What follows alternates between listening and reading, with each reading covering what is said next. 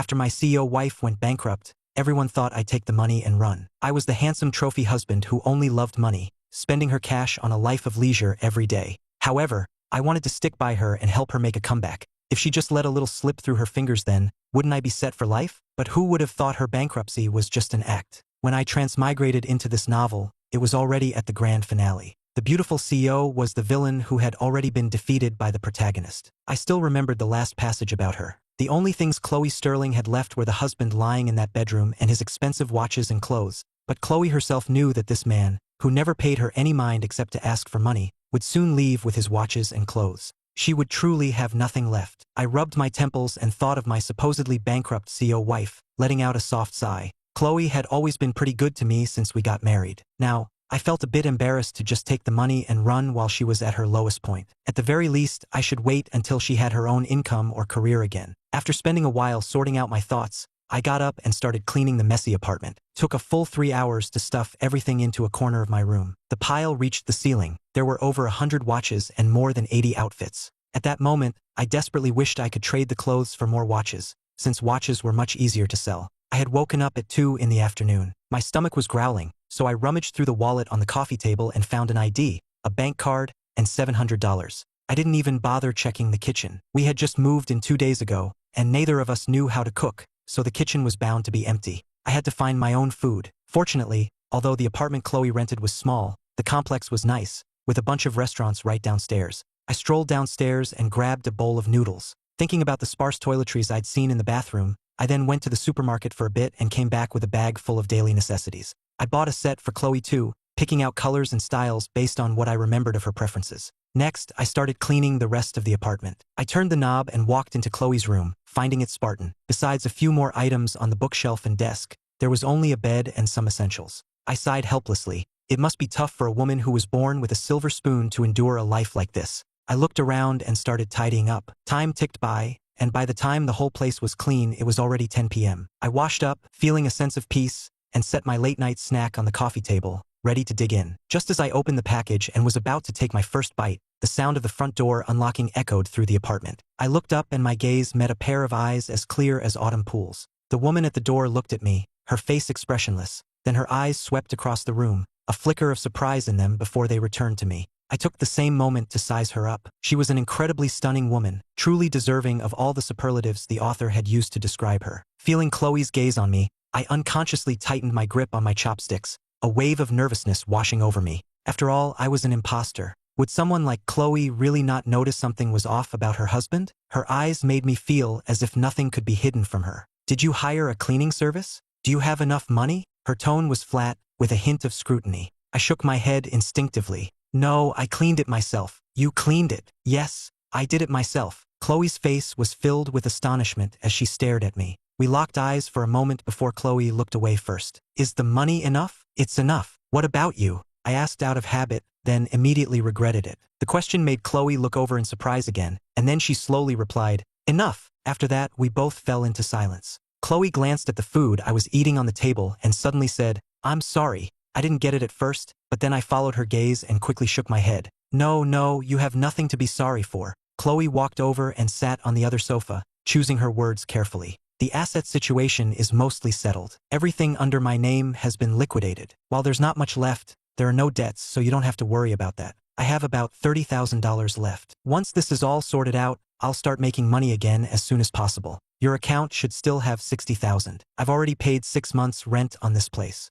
If you want a divorce, I'll give you another $20,000. You can stay here until you find a new place. I knew in my heart that Chloe was being more than fair to me. Our total assets were only $90,000, and if we divorced, she was willing to give me $80,000 of it and let me stay here. She certainly wouldn't ask for the watches and clothes back, which would leave her with just a room and $10,000. Seeing my silence, Chloe added, the money I make in the future, I'll give you a portion of it each month, at least $3,000.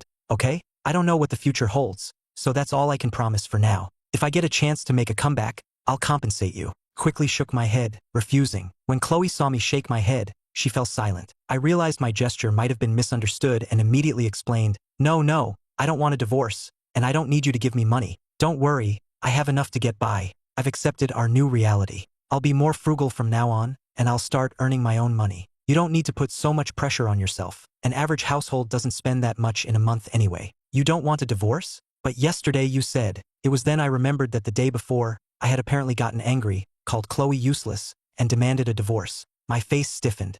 I was drunk then. I didn't mean it. I've thought it all through. I can't divorce you at a time like this. Since we're married, I'll take on my share of the responsibilities. You don't have to worry about me. I can support myself, no problem. Maybe I can even support you. As I spoke, the look Chloe gave me grew even stranger, but she didn't say much. If you don't want a divorce, then fine. Just let me know whenever you change your mind. Chloe got up to wash up in the bathroom, and I awkwardly lowered my head and continued eating. I heard her footsteps pause for a few seconds after she entered the bathroom, probably noticing how different and tidy it looked now, before the sound of running water started. By the time I finished eating, Chloe had come out of the bathroom. The scene wasn't as awkward as I'd imagined. Thanks. You should get some sleep too. I scratched my head, feeling like I was in a dream. I sorted through my thoughts once more, went to wash up, then returned to my room and opened my laptop. I applied for a personal seller account on an online marketplace before finally shutting it down and going to sleep. The next morning, I woke up at 6:30 out of habit. Using the ingredients I'd bought yesterday, I put some porridge on to cook,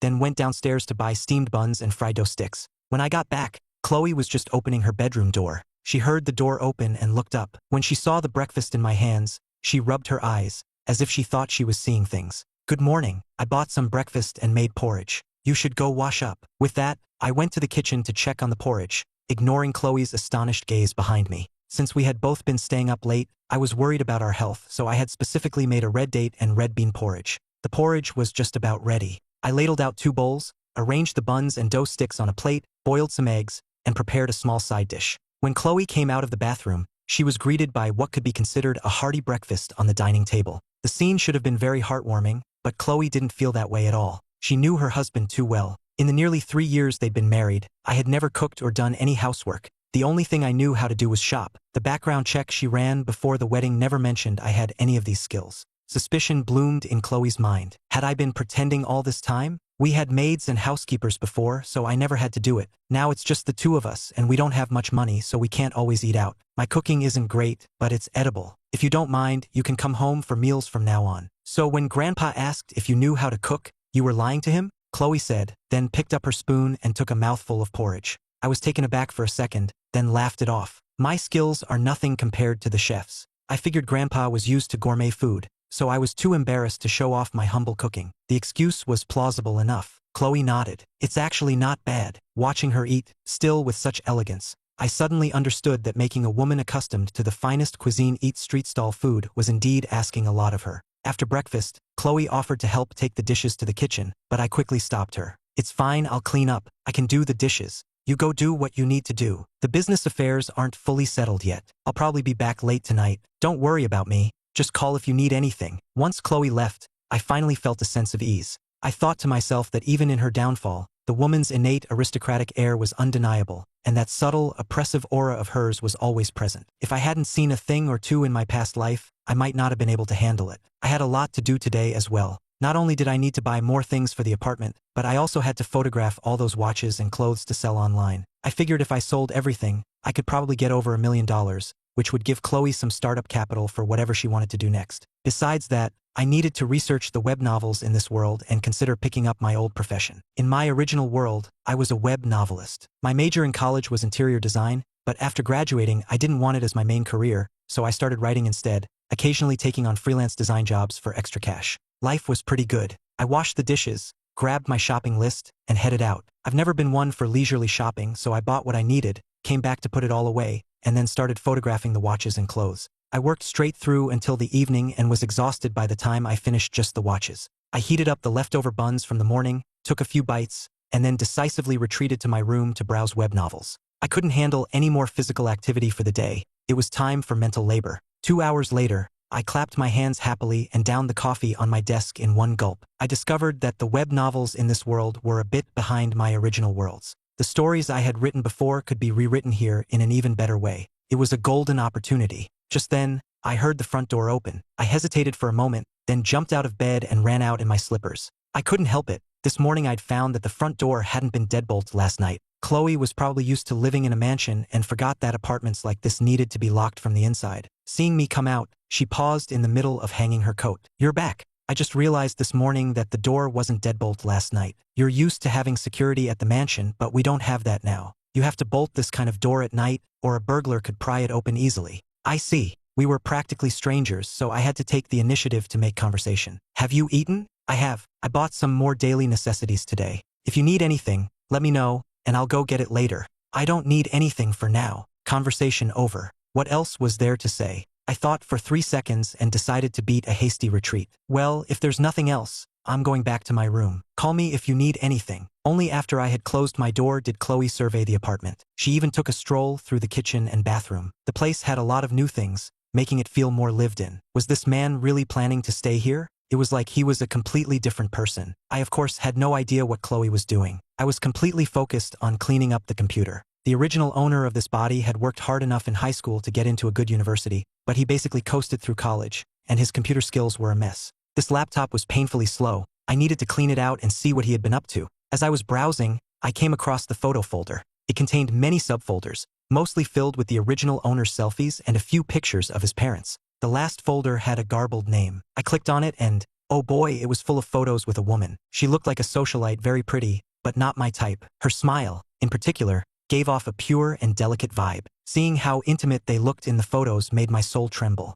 I quickly checked the dates. Thankfully, they were all from before the marriage. That scared the hell out of me. I kept a few of the less intimate photos and quickly deleted the rest. Then it hit me. This woman was the original guy's college girlfriend from the novel, a wealthy heiress. But they had broken up so long ago, there was no reason to keep these. I was lucky Chloe wasn't the jealous type. If she had found these, it would have been a ticking time bomb. By the time I was mostly done with the computer, it was nearly 11 p.m. I yawned and flopped onto the bed to sleep. The next morning, I woke up even earlier than the day before. Instead of going out to buy breakfast, I decided to make fried rice myself along with a couple of side dishes. By the time Chloe got up, I had everything nearly ready, so she could eat right after washing up. Chloe looked at the hearty plate of fried rice in front of her, a little surprised. You know how to make fried rice? Yeah, I don't know how to make a ton of things, but I can handle simple home-cooked meals. It's not gourmet, but it's edible. I hope you don't mind. Chloe took a spoonful. Not bad. It's pretty good. Glad you like it. I'll be home for lunch today.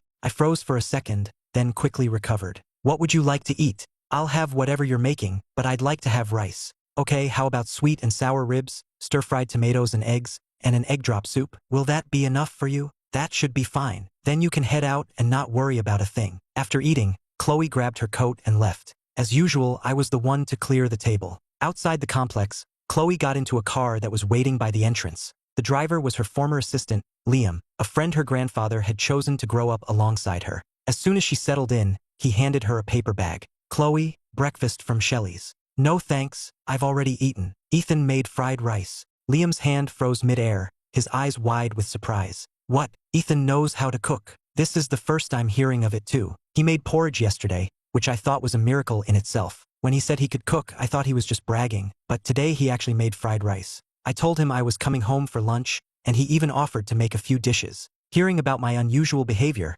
Liam frowned. He's not plotting something, is he? I remember you two stayed out of each other's way, and he couldn't do anything. By the way, wasn't he talking about divorce? I already looked up the procedures. Why is it quiet now? Chloe looked up, a thoughtful smile playing on her lips. He said he doesn't want a divorce anymore. He said he's accepted our current life, that he'll live properly from now on, even earn money, and told me not to stress so much. Liam leaned back in his seat, his tone unreadable. Heh, so what? He couldn't bear to see you suffer and decided to stick with you through thick and thin? If that's the case, he's not such a bad guy after all. He did nothing in college, and for the past 2 years of marriage, all he's known is how to spend money. One day he's demanding a divorce, the next he's changed his mind. What do you think? They say adversity reveals a person's true character. Maybe his conscience got the better of him. You never know what someone is really like until they're tested. We've seen plenty of people turn their backs on us recently. Maybe Ethan is just one of those people whose true colors only show in a crisis. Perhaps. Let's go. It's not like he can affect anything anyway.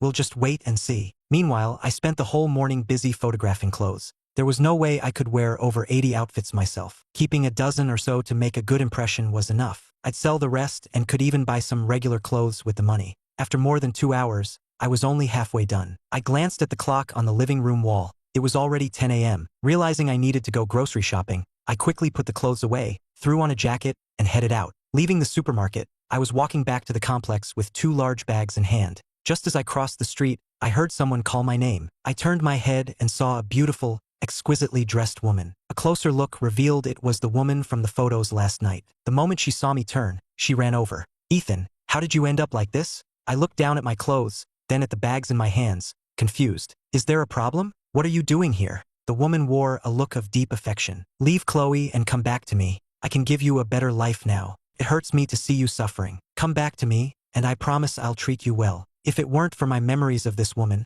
I might have actually been moved by the love in her eyes. Vanessa Reed, the second daughter of the Reed Corporation, and the original owner's ex-girlfriend. When she was with the original guy, she enjoyed his devotion while simultaneously mocking him for being a gold digger. Despite being wealthy, she never spent a dime on him. During their relationship, he was the one always paying, at her beck and call, which fed her immense sense of superiority. It wasn't until Chloe approached him that she put on this act of deep love, trying to convince him to reject Chloe's offer. The original guy had been genuinely in love with her, scrimping and saving to spend money on her, but she only ever wanted to play with his feelings. Luckily, he was rational enough not to fall completely into her love trap. He had actually been on the verge of turning Chloe down, but by a twist of fate, he learned about another side of Chloe, which finally made him give up on Vanessa. It was because of this that he came to believe that money was the only reliable thing in life, which turned him into the spendthrift he became. You could say this woman was responsible for at least half of his tragic character arc. And now, this toxic woman showing up was definitely not out of love. I didn't know what she was plotting, but it couldn't be good. Before, Chloe was someone she could only admire from afar. Now that Chloe had fallen, if I were easily lured away, it would be another blow to Chloe's pride. Perhaps she had other plans for Chloe as well. So I shook my head and said, "I'm not going with you. You should go back to wherever you came from." "Why? Chloe is a has-been now. She'll only make you suffer." "What do you see in her? A married couple is supposed to share the good times and the bad. I'm her husband, so of course I have to stay by her side. No matter what happens to her, I can't just abandon her. This is just a temporary setback for her, but even if she were crippled, I'd still have to take care of her. It has nothing to do with hardship or money. As long as she doesn't divorce me, I can't leave her, especially now when she needs me the most." "What nonsense are you talking about? If I'm not mistaken, you two barely interacted, right? She just gave you money to shop. You have no feelings for her, so why would you suffer with her?" Vanessa looked at me as if I were an idiot. "Who says she wasn't good to me? When she had money, she gave me a generous allowance every month. She didn't have time for me, but I could spend as much as I wanted. Yes, that money might have been nothing to her, but no one's money grows on trees. Her giving it was a kindness. Not giving it would have been her right. Since she gave it, I should be grateful. Now that she's down on her luck, even if we were to divorce, she's still willing to let me live in the rented apartment and give me most of what's left. She's been more than fair to me. And you call that good? If that's not good, then what is? We never had any feelings for each other to begin with, so for her to act with such integrity is commendable. You say she's not good, but are you any better? How am I not good? If you were with me, I would definitely treat you well." Before Vanessa could continue, I cut her off. "In college, I had no money, and you always looked down on me, thinking I was just trying to leech off you. We knew each other for almost 2 years, and in all that time, you never spent a single cent on our relationship. Even the gifts you gave me were freebies you got with purchases. Meanwhile, I was working part-time jobs to earn money to spend on you, and then you just dumped me. You call that good? What are you talking about? What kind of person do you take me for? Did Chloe say something to you? Did you misunderstand me?" Vanessa's eyes darkened. "You think too highly of yourself. Someone like Chloe wouldn't even mention you to me.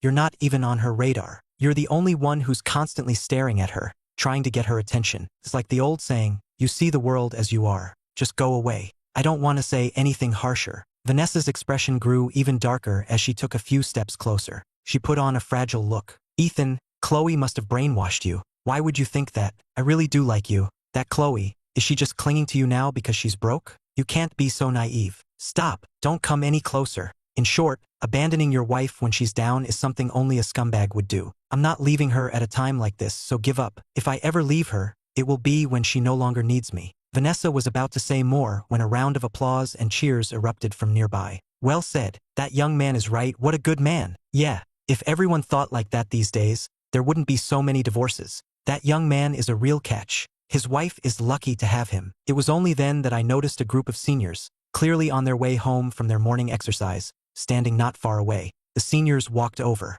The man in the lead looked Vanessa up and down and shook his head. "Tsk, young lady. The man is happy with his wife. It's not right for you to come here and try to break them up. Just think, if you were married and some woman was always trying to steal your husband, how would you feel? Don't do to others what you don't want done to you." "Exactly. You say he should divorce his wife and go with you just because she's broke. Can you guarantee you'll never fall on hard times yourself? It was as if a switch had been flipped. The group of seniors began to criticize Vanessa one by one, not even giving her a chance to retort. In an instant, she was branded an irredeemable, morally corrupt homewrecker. I quickly made way for the seniors, hiding behind the crowd and trying to stifle my laughter. This woman needed a lesson, and they were just the people to teach her. I have to get home and cook, so I'll be going now. We can chat again some other time. Don't worry, you go on ahead. We'll handle this. Not far away, Chloe and Liam sat in the car, having witnessed the entire scene, and didn't move for a long time. Only when Vanessa meekly admitted her fault and was finally let go by the seniors did Liam speak, his voice filled with disbelief. Chloe, that was Ethan just now, right? I feel like he's a completely different person. It was him. Then Ethan's a really good guy.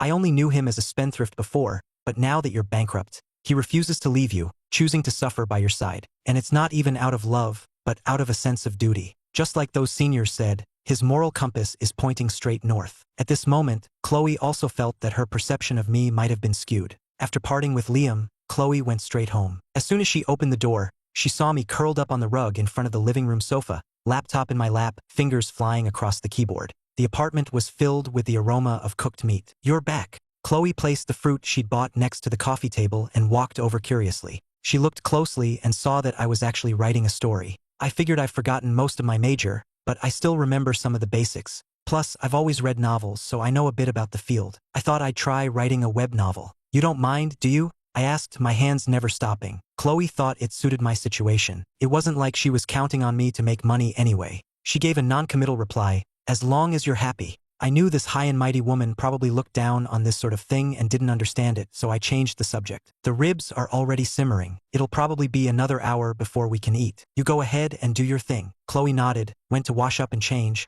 then disappeared into her room and didn't come out again. An hour later, I knocked on her door to call her for dinner. On the table were 2 bowls of rice and a colorful spread of dishes, vibrant with reds and greens. I had even added some garnishes, making it clear the meal was carefully prepared. This is my first time making sweet and sour ribs, so I'm not sure how they turned out. Give them a try. If they're no good, I can whip up a smashed cucumber salad. Ever since my parents passed away in college, I've been living on my own. Influenced by them, my standards for quality of life weren't excessively high, but they certainly weren't low either. I cleaned the house regularly, cooked for myself whenever I had time, and lived a very disciplined life, so my life skills were solid. Saying that was just me being polite. I wouldn't claim to be a master chef, but my home cooking skills were decent. I used to be the designated cook at gatherings with friends and always received plenty of compliments. Chloe picked up a piece with her chopsticks and tasted it, then nodded. Not bad. It's pretty good. That's good. Then eat up. The past few days have been chaotic for you. You haven't been eating or resting well. It must have been tough. I poured a glass of lemon tea I had prepared and pushed it towards her. It's lemon tea with a little bit of honey. Good for vitamin C. Drink as much as you can, and don't mind if it's a bit sour. Chloe's face held a questioning look. She felt as if the man before her was a completely different person, someone who didn't match the information from her background check or the man she'd lived with for the past 2 years. But then again, she had never paid him much attention, so she couldn't be sure her information was complete. She could only suppress her doubts for now. You've worked hard. Not at all. I'm at home all day, sheltered from the elements. You're the one out there dealing with so much. That must be exhausting. You should eat more, I said with a smile. Just thinking about it, I knew that the old Chloe was completely out of most people's league. When old Mr. Sterling was alive, who would have dared to cross the Sterling family? And Chloe had been the most outstanding one since childhood, the benchmark against which countless others were compared and found wanting by their own parents. Now that Mr. Sterling was gone, the other, more distant branches of the family were only thinking about how to carve up what was left. They were eager to see Chloe fall, offering no help, and were more than happy to kick her while she was down, relishing the sight of the person they once had to look up to being trampled under their feet. Before I transmigrated, when I read the novel, I never understood why Chloe insisted on not letting her best friends help her. If she had just accepted their help, she wouldn't have fallen so far. Unfortunately, our relationship wasn't great right now, so I didn't feel comfortable asking. I figured that, as a former heiress, she must have had her reasons. I don't know how Chloe enjoyed the meal, but I was completely satisfied. I guess she probably didn't hate my cooking, because she had 2 bowls of rice. I'll put the dishes in the kitchen for now. Don't worry about them. I'll wash them after my nap. I dropped the dishes into the kitchen sink, washed some fruit, and brought it out to the coffee table before settling back down to type. Rewriting something I had already written before was naturally very fast. Plus, my typing speed was already well practiced. In just that morning, I had already finished a 2,000-word outline. At this rate, I estimated I could finish 20,000 words by tomorrow and submit it. Chloe and I were in a special situation right now and desperately needed money. I didn't understand business, so the only thing I could do was earn more money to ease her pressure. Chloe went back to her room again, and I had no idea what she was doing behind the closed door. Around 1:30, I forced myself to shut down the computer and go take a nap. The living room instantly fell silent. In her bedroom, Chloe hesitated for a moment, then replied to Liam on her phone, "Forget it. I'll see how he acts from now on. You don't need to investigate for now. Maybe I'm overthinking it. Let's just wait." Less than an hour later, my alarm went off. I crawled out of bed, my head feeling a bit dizzy. I stumbled to the bathroom and found the door was closed. Mentally cursing myself, I grabbed the handle and yanked the door open. As I was about to step inside, I looked up and came face to face with the person inside. "Sorry, I was half asleep. I thought I was the only one home," I yelled. Then, blushing, I ran back to my room and shut the door, wanting to kick myself. It was so embarrassing. Took me a while to compose myself. When I finally opened my door and stepped out, Chloe was just coming out of the bathroom. We made eye contact again, though we were a good 15 feet apart. "It's fine. Don't be so embarrassed. This apartment is small. We'll be seeing each other all the time, so you'll get used to it." Right, I'll get used to it. Are you not going out today?" "I've already finished what I needed to do for the day, so I'm not going out this afternoon." After saying that, Chloe suddenly added, "I won't be home for the next few days. Is there anything you need my help with?" I felt a little uneasy. What's wrong? Is something up? Even though I grew up in the Sterling household, I'm not completely clueless about basic life skills. Now that we're living together in this small home, you can tell me directly if you need help with anything. I'm not just someone who only knows how to make money. Okay, you understand. Looking at Chloe's serious expression, I actually found it kind of cute. Whether she was succeeding or failing in business, her looks were truly impeccable. As the most beautiful woman penned by the author, she was stunning even with a blank expression. I thought it was pretty impressive that I could face a woman like this and not be swayed. After she finished speaking, Chloe gave me a meaningful look before returning to her room. Just then, I realized something, stood up, and ran to her door. "What do you want for dinner tonight?" "Anything. I'm not picky." Alright, the heiress was easier to feed than I thought. I ambled back and continued typing by the coffee table. Just as I finished a chapter, I remembered the items I had listed on the resale site and quickly went to check. Wow, I had already sold 12 watches and 2 outfits. I didn't really know the value of these luxury goods, so when I listed them, I first checked their prices online and then listed them at an 80% discount. Many of the items were still in their original packaging, but I was afraid Chloe might need the money urgently, so I didn't dare to price them too high. I had been worried that no one would buy such expensive things, but they were selling surprisingly fast. I jotted down all the shipping addresses, saved the file, and then ran into my room to find the watches and clothes. Since there were quite a few items to ship, I planned to schedule a pickup. Half an hour later, everything was packed, and the courier arrived for the pickup. Chloe must have heard the commotion, because she opened her door and came out. "What are you doing?" There were too many clothes and watches from before. I don't go out much now, and they were taking up too much space, so I decided to sell some of them. These are the ones that sold today. I need to ship them to the buyers soon. "You don't have to. We're not so desperate that you need to sell your things. Actually, it's mainly because they take up space, and they're not the latest models anymore. I wouldn't use them even if I kept them, so it's better to sell them for cash. That way, if I see a new product I like in the future, I can buy it. That should be enough to save the heiress's pride, right?" I thought I was being quite considerate, but I don't know which of my words struck a chord with her. Chloe's hand, which was holding mine, trembled slightly before she let go. She didn't stop me again, simply saying, "All right, we'll buy new ones in the future." Buy new ones? As if a single watch costs tens of thousands of dollars, enough to cover my living expenses for half a year. Buying a few of those and I'd be eating dirt. I complained internally but showed none of it on my face. An heiress has her pride after all. I put on a smile. "I'll wait for you to buy me new watches then." Chloe was momentarily taken aback by the smile on my face, a face that was familiar yet had felt so strange lately. She glanced down at the packed boxes on the floor, bent over, picked them up, and helped me put them into the courier's bag. Not until the courier had left with the packages did Chloe ask me, "How much are you planning to sell?" There were originally over 100 watches and more than 80 outfits. Over 70 of the watches were never even opened. I planned to sell all of those. Of the remaining 50, I'll sell about 40 or so. Keeping 10 watches should be enough for me. As for the clothes, I'll keep around 30 outfits and sell the rest. I thought Chloe was going to stop me, but to my surprise, she just nodded and said nothing more. She picked up an apple and started peeling it on the sofa. I couldn't figure out what she was thinking and wondered if my actions had hurt her pride. But survival was more important than all these complicated feelings. Even if she minded, there was nothing I could do. I had checked this morning. The housing prices in this novel's world had only risen by half of their eventual peak. I didn't know what Chloe's plans were or if she would really make a comeback. But no matter what, I had to find a way to buy an apartment first. After selling the watches and clothes, I'd have enough for a down payment. I could give the rest of the money to Chloe and slowly pay off the mortgage myself. That way, even if the heiress couldn't make a comeback, we wouldn't be left homeless. My mind was racing with these thoughts as I stared blankly at the computer screen by the coffee table. Suddenly, a peeled apple appeared before my eyes, its sweet scent wafting towards me. The peel was cut so evenly and beautifully. I swallowed involuntarily and realized Chloe was holding it out to me. For me, Chloe pushed the apple a little closer. You've been through a lot. I was truly flattered. The Chloe from the original novel never got close to men and had no patience for them. Now, she was actually peeling an apple for me, and so perfectly at that. It was astonishing. I quickly took the apple and said, "It's nothing. I bought them with your money anyway. I'm already grateful that you never complained about my spending habits before." Chloe actually smiled. She usually had such a cool expression, not icy, but unapproachable. That sudden smile left me completely stunned. How could a woman this beautiful exist in the world? "Don't worry. I'll definitely buy you more watches in the future." I nodded instinctively, then felt a little shy when I came to my senses. "I believe you'll make a comeback. Don't rush it. I'll be waiting for you to buy me those watches. You can do it." With that faint smile still on her lips, Chloe got up and went back to her room. Out of my sight, a flicker of amusement crossed her eyes. I spent the rest of the afternoon writing and managed to churn out over 10,000 words.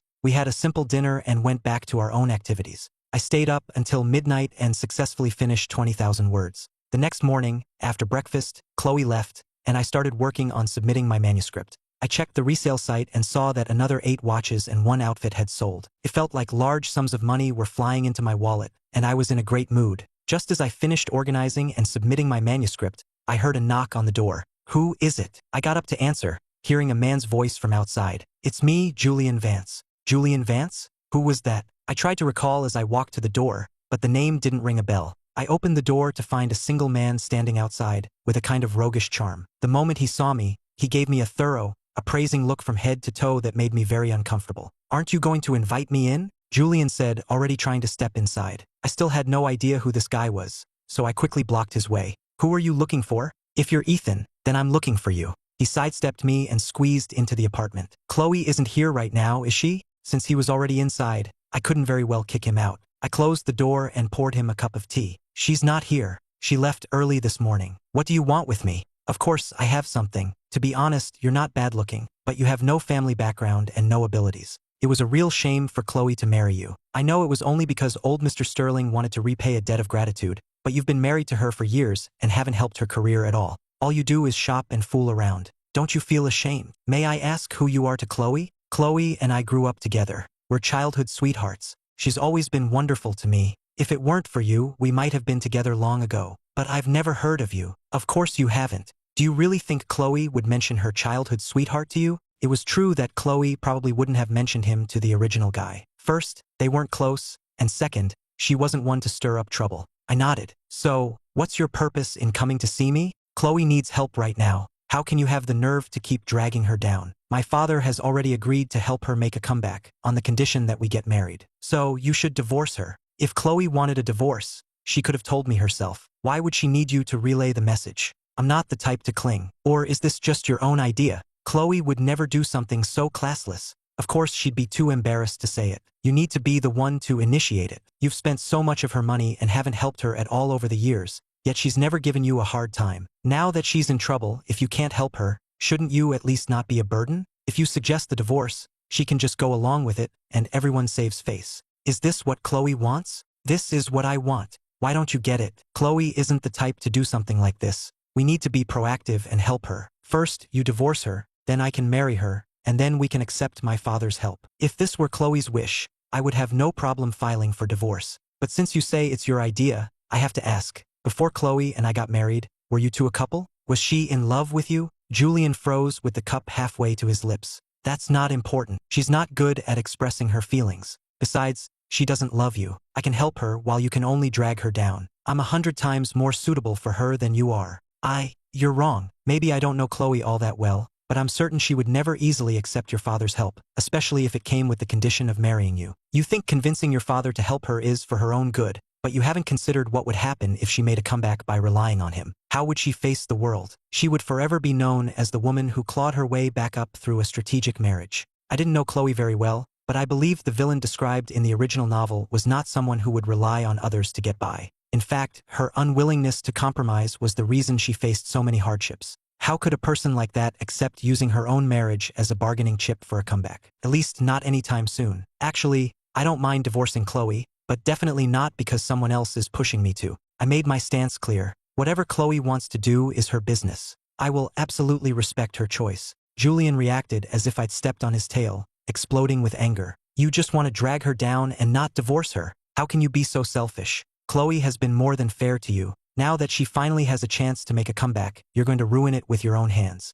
You're disgusting, Mr. Vance. I've been polite enough with you. You barge in here today saying all sorts of inappropriate things. Anyone who didn't know better would think you're desperate to be a homewrecker. Since when is it an outsider's place to meddle in my marriage with Chloe? Even if you have good intentions, you shouldn't have come to me with this. If you want to help her, go talk to her. I can't make her decisions for her. And I'm not going to cling to her if she wants a divorce. Think about it for a second. If she really liked you, why weren't you married before her grandfather approached me? If you say your feelings weren't there yet, then why weren't you even a couple? You keep saying she's not the type to be ungrateful, but your actions right now are making her out to be exactly that, and you haven't even considered the practical consequences for her. What right do you have to say that? You're just a pretty boy who knows nothing but how to spend money. What gives you the right to judge me? The right comes from the fact that I am still legally her husband, and as long as I am her husband, I have the right to call out anyone who tries to interfere in our marriage. I used to only know how to shop and didn't help her with anything, but she allowed it back then. She didn't mind, so why are you so worked up? If you want to marry her, go talk to her.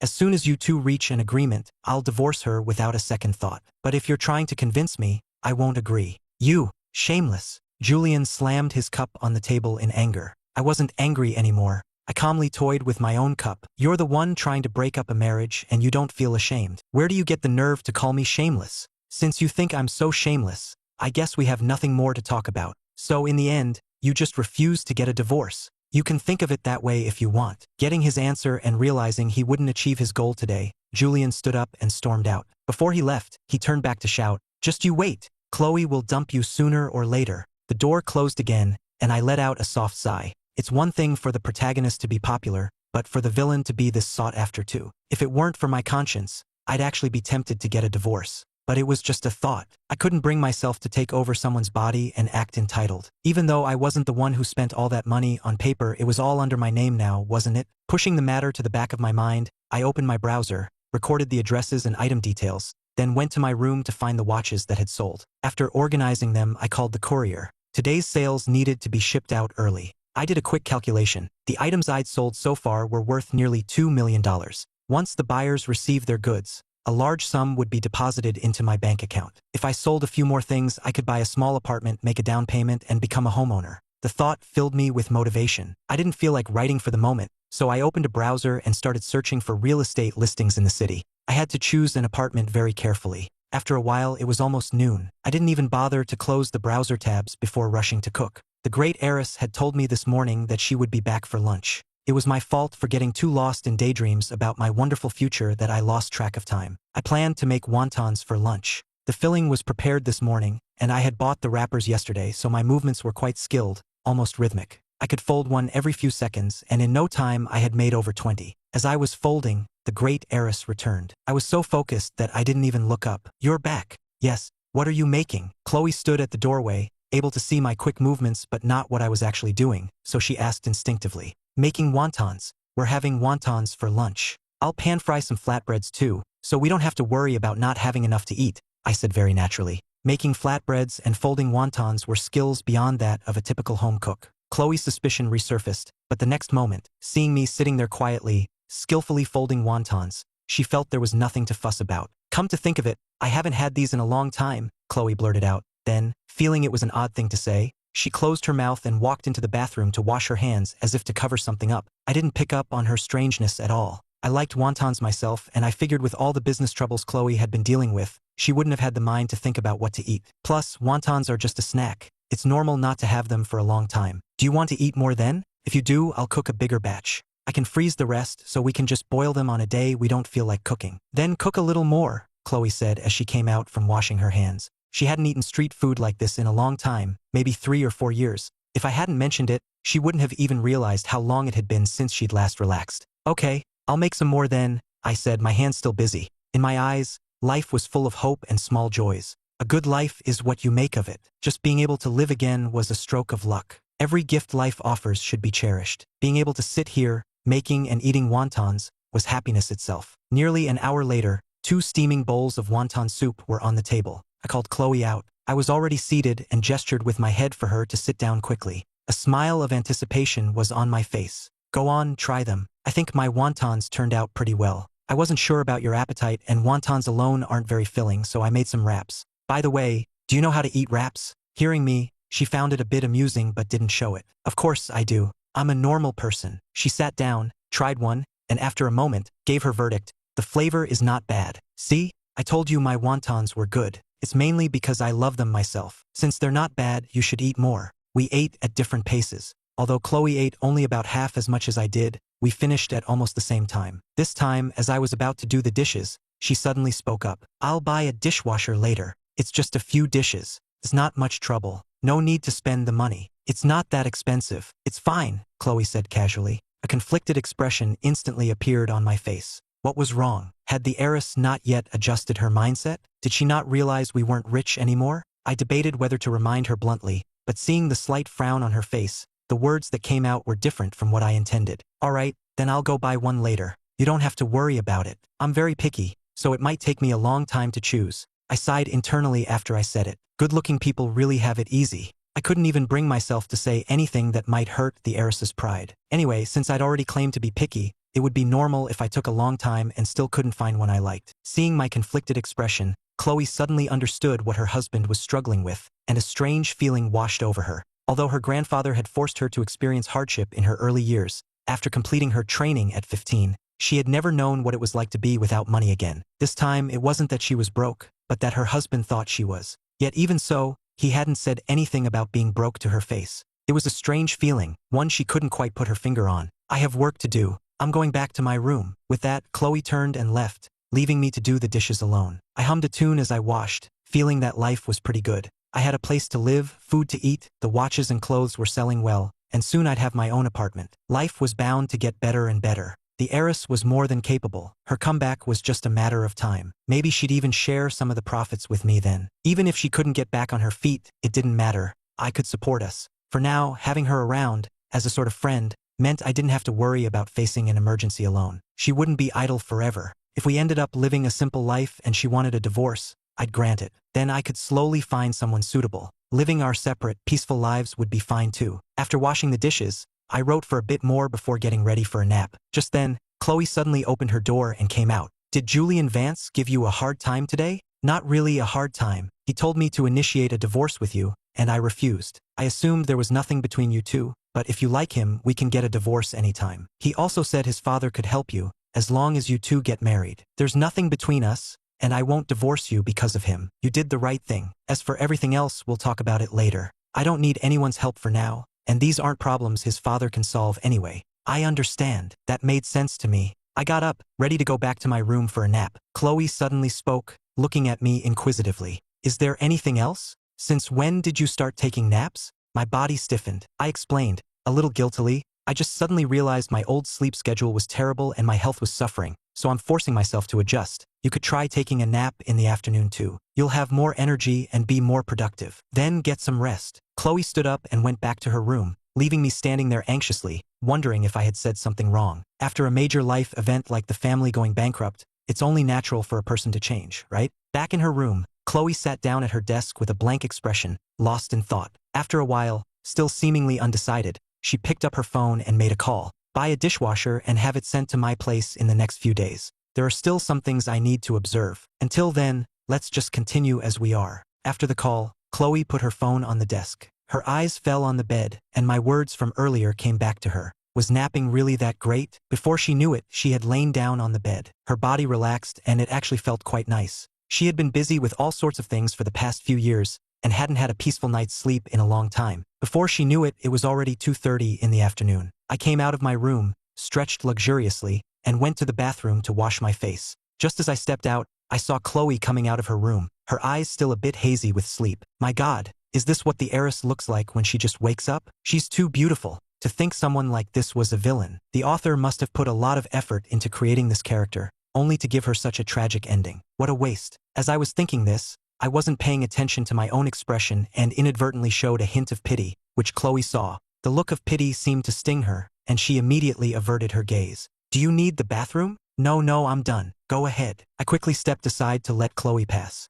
Then I shrugged, sat back down at the computer, and got ready to write. As soon as I opened Instagram, I saw a friend request with a note saying it was from an editor at a literary website. Hearing the noise outside, Chloe came out after washing her hands. What's wrong? My novel passed the first review. Once it passes the second and final reviews, it'll start making money. Really? Congratulations. Thanks, you two. After that, I paid no more attention to Chloe, immersing myself in my novel and continuing to type away. Seeing me busy at the computer, Chloe went back into the bathroom. In the afternoon, I contacted a courier for a pickup, and a young woman came to the door. Mr. Evans, did you open an online store? These watches look really nice. If it's possible, could you sell one to me at a discount? I want to get it as a gift for my boyfriend. I was taken aback and quickly waved my hands. Sorry, I don't have an online store. I'm just helping a friend ship these. Her watches aren't cheap. I think they're all in the tens of thousands. I can't make a decision on that kind of money, but if you're interested, I can ask for you. Tens of thousands? Oh my God.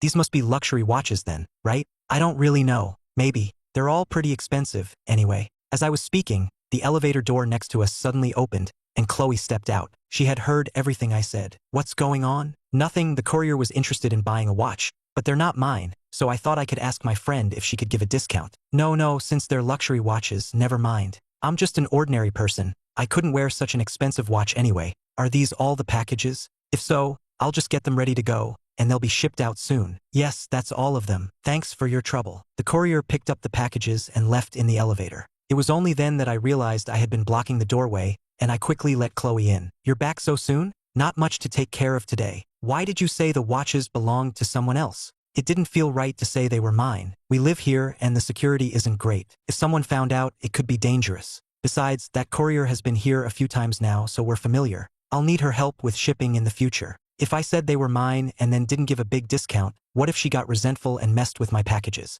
I could go through the official channels to resolve it, but it's a hassle. At the end of the day, you can't judge a book by its cover, and we're not close. It's just not worth the risk.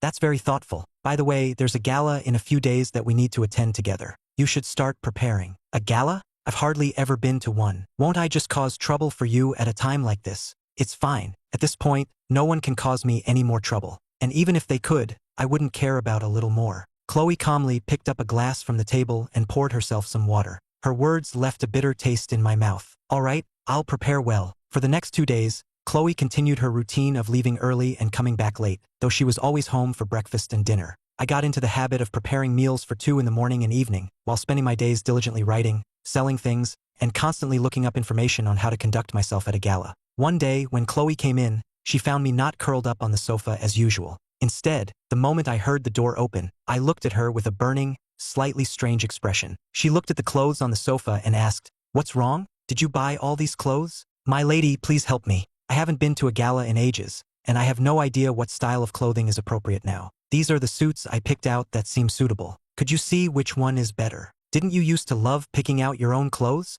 Back then, the sudden change in circumstances made me a bit sensitive, so I insisted on choosing my own clothes to protect my pride. But I've thought it through now. A person is who they are. There's no point in being so sensitive and having people look down on you for it. It's better to just admit when you don't know something. It seems you've thought it through quite clearly. So, could you please take a look and see which suit is more suitable? I can't decide. Chloe looked them over and casually pointed to the most classic black suit. This one. It's not flashy, very appropriate. Okay, this one it is. Once the suit was decided, I put the other clothes away. When it was time to leave for the party, Chloe drove me there herself. I deliberately sat in the back seat. Chloe glanced at me in the rearview mirror. You're not wearing much. Won't you be cold? I'm okay. It's a long-sleeved shirt, so it's not too bad. Why do I get the feeling your attitude towards me is a bit strange? How so? We have no reason to be at odds, and you've been so good to me. I can't thank you enough. It's mainly that we didn't interact much before, and now we see each other all the time. I'm just not used to it yet. It'll get better. Chloe watched in the rearview mirror as I scratched the back of my head. My forced smile vanished,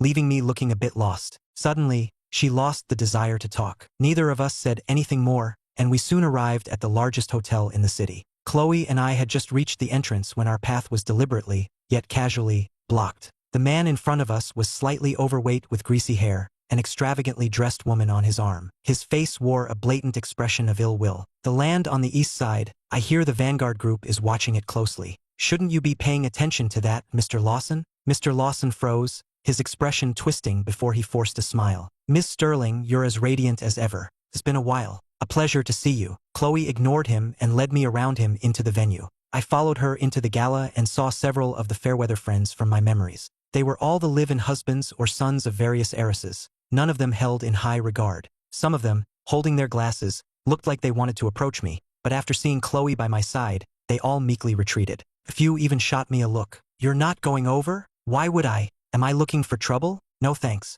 We were never really close anyway, just surface-level acquaintances. Things are different now. It's better not to be friends. We had only taken a few steps when two more young men, each with a woman on his arm, approached us. The one walking faster was slightly older, around 30, with a fake smile plastered on his face. Well, if it isn't Miss Sterling, long time no see. And this gentleman is, look at my memory, I must be getting old. This is Miss Sterling's husband, right? It's rare to see you two out together. What's the matter? Life not treating you well? Short on cash lately? I always heard you two didn't get along, but seeing you now, it seems those were just rumors. It has been a while, Mr. Thorne. I was starting to think you were too ill to get out of bed, but it seems you've managed. Some smart people, when they fall down in one spot, know to avoid it the next time. Others, not so smart, seem determined to fall in the same place until it kills them. Wouldn't you agree, Mr. Thorne? Indeed, but some pitfalls of the past are now treasures lying on the ground. When you see a treasure, everyone wants to pick it up. I'm sure Ms. Sterling understands what I mean. By the way, I heard you've run into some business trouble lately.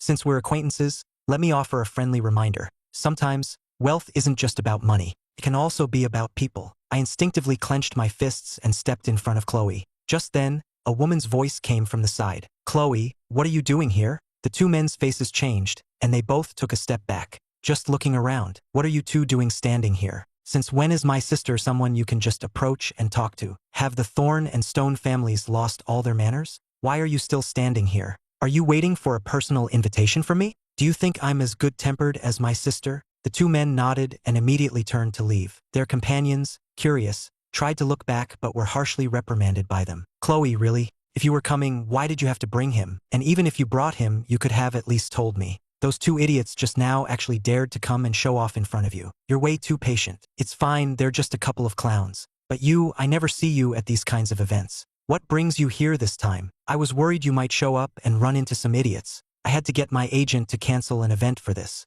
Good thing I came, though. Otherwise, who knows what those two losers would have said. Scarlett turned her head to look at me, her gaze appraising me from head to toe. With my sister's current situation, you've got no chance of getting any more money out of her. So you can drop the act. Just leave when you're ready. I gave an awkward laugh and said nothing. Don't talk nonsense. We're not divorced yet. Let's go sit over there. Fine, I'll go with you. With Scarlett sitting beside us, no one else dared to approach. Anyone with any status knew that Scarlett was not someone to be trifled with. I had expected to face many awkward situations tonight, but after sitting for only a short while, Chloe was ready to leave with me. Scarlett tried to get Chloe to join her for something, but Chloe refused, and we left together. In the car, I watched Chloe drive, hesitating for a full 3 minutes before mustering the courage to speak. Did you achieve your goal for attending the gala tonight? I suppose so. You know how I sold all those watches and clothes? I've managed to save up a small sum. I was thinking, since all the assets are settled and we're not in debt, why don't we buy a small apartment? We can make a down payment and I can use my writing income to pay the mortgage.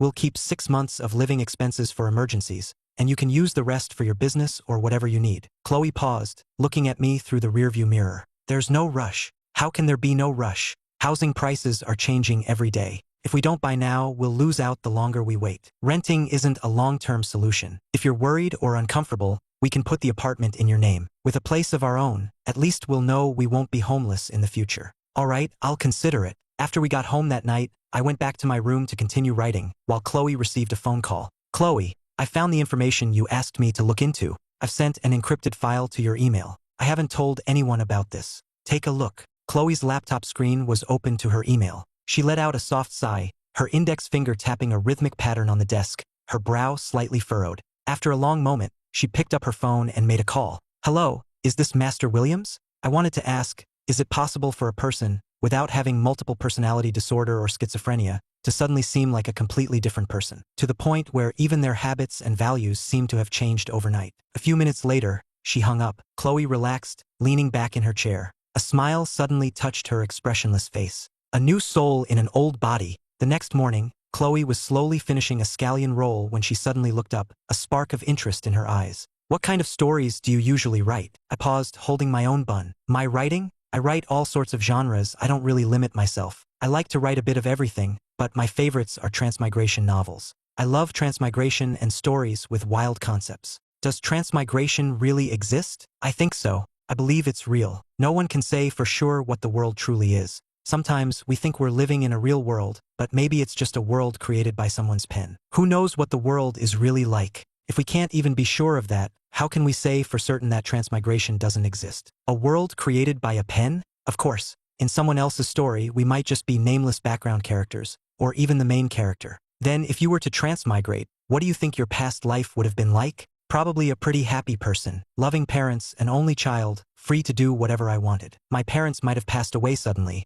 but I would have studied what I loved, never lacked for food, drink, or money, and lived a decent life. As for how I'd transmigrate, it would probably be by getting stabbed by a mugger while saving someone. A really unlucky way to go. That does sound like a very unlucky way to die. That's why you should always think before you act. Even with good intentions, you have to know your limits. Yeah, that's really important. We didn't bring up the topic again after that. After breakfast, Chloe left, and I stayed home to write. She wasn't coming back for lunch, so I happily ordered takeout. After eating, I quickly cleaned up and took out the trash. In the afternoon, as usual, I shipped out the items that had sold and then went out to buy groceries. Walking through the supermarket, I suddenly realized that my life now wasn't all that different from my previous one. Just as I was thinking this, an older woman next to me spoke up. "Hey, aren't you the young man who was being harassed by that awful woman the other day? Out grocery shopping." "Oh, it's you." "Yes, I'm just picking up a few things to cook for dinner." "That's wonderful. Not many young men know how to cook these days. Your wife is so lucky to have you." "Not at all. She's busy with work all day, so I've just been doing more of the housework lately.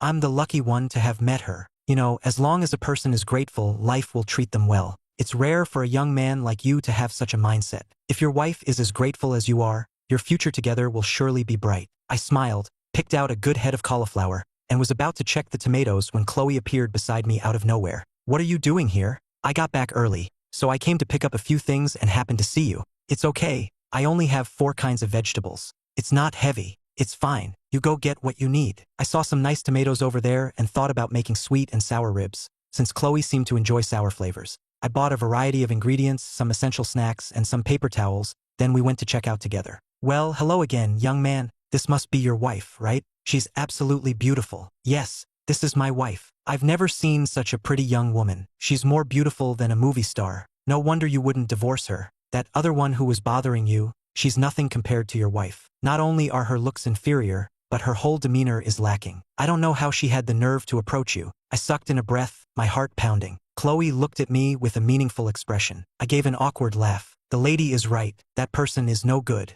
They can't be compared. Even if I were crazy, I would never get involved with someone like that again. She only came looking for me with bad intentions. Luckily, I'm not as naive as I used to be. I'm not so easily fooled." The cashier swiped my card and handed it back to me with both hands. "Here's your card, sir. Goodbye, ma'am." I quickly hurried out of the store with Chloe. Once we were outside the supermarket, I started to explain.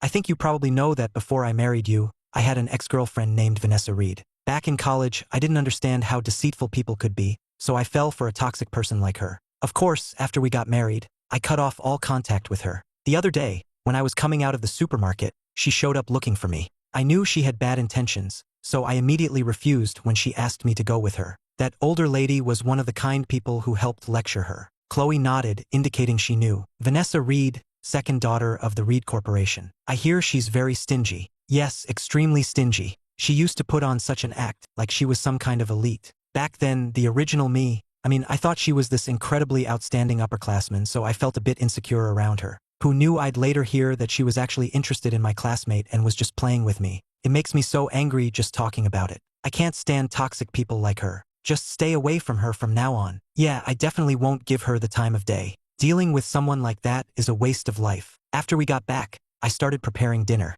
Chloe walked into the kitchen. "Need any help?" I was so startled I almost jumped, and I quickly waved my hands. No, I can handle it. You have so much to do all day. Just go and focus on your work. I'll call you when dinner is ready. Chloe nodded and turned to leave. I, with my apron on, continued to busy myself. Once the food was cooked and on the table, I went to knock on Chloe's door. Chloe let go of the mouse, closed all the tabs on her screen, and then got up to eat. We usually didn't have much to say to each other, and I never felt the urge to start a conversation. But today was an exception. As soon as Chloe sat down, she spoke. Someone is coming to install the dishwasher tomorrow. My hand, holding chopsticks, paused midair. A dishwasher? You bought a dishwasher? Didn't we agree I would take my time to pick one? Didn't you say you have trouble making decisions? So I just picked one for you. All you have to do is use it. I felt a bit helpless. Well, I'll try to stay home tomorrow then. The topic was closed. Just as we were about to continue eating, my phone rang. Hello. I was stunned for a moment, not understanding why Chloe would want me to meet with Spencer Montgomery.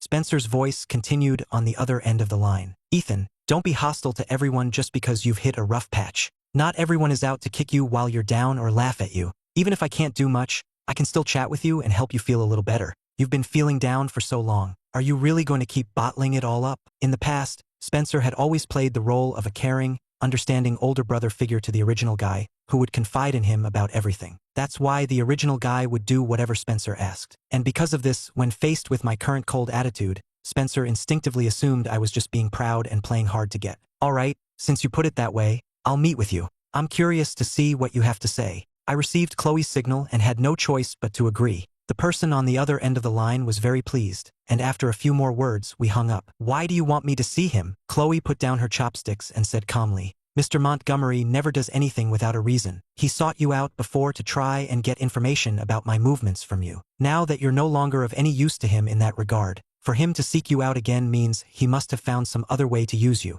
If you don't go, he'll just find another way. I understood instantly. The subtext was, since it's inevitable, it's better to just give him the opportunity to get close from the start. Sure enough, Chloe's next sentence confirmed it. No matter the situation, it's always better to have some control than none at all. And it's better to be on guard knowing someone has ill intentions than to be schemed against from behind without a clue. Yes, I understand. It wasn't that I didn't know this principle. It was just that my previous life never required me to think so much. I still hadn't fully adapted to my current role or this new environment. But the great heiress was usually so quiet. For her to suddenly bring this up with me, was she trying to teach me something? Across from me, Chloe picked up her chopsticks again and began to eat slowly. From my perspective, the woman ate with her usual elegance, as if she wasn't bothered at all by the fact that someone was plotting against her. Yes, plotting against her. As the original guy, I didn't think I had anything worth being schemed over by Spencer. The only one worth his effort was the great heiress, Chloe. Regarding my meeting with Spencer, Chloe gave me only one instruction. Chat casually,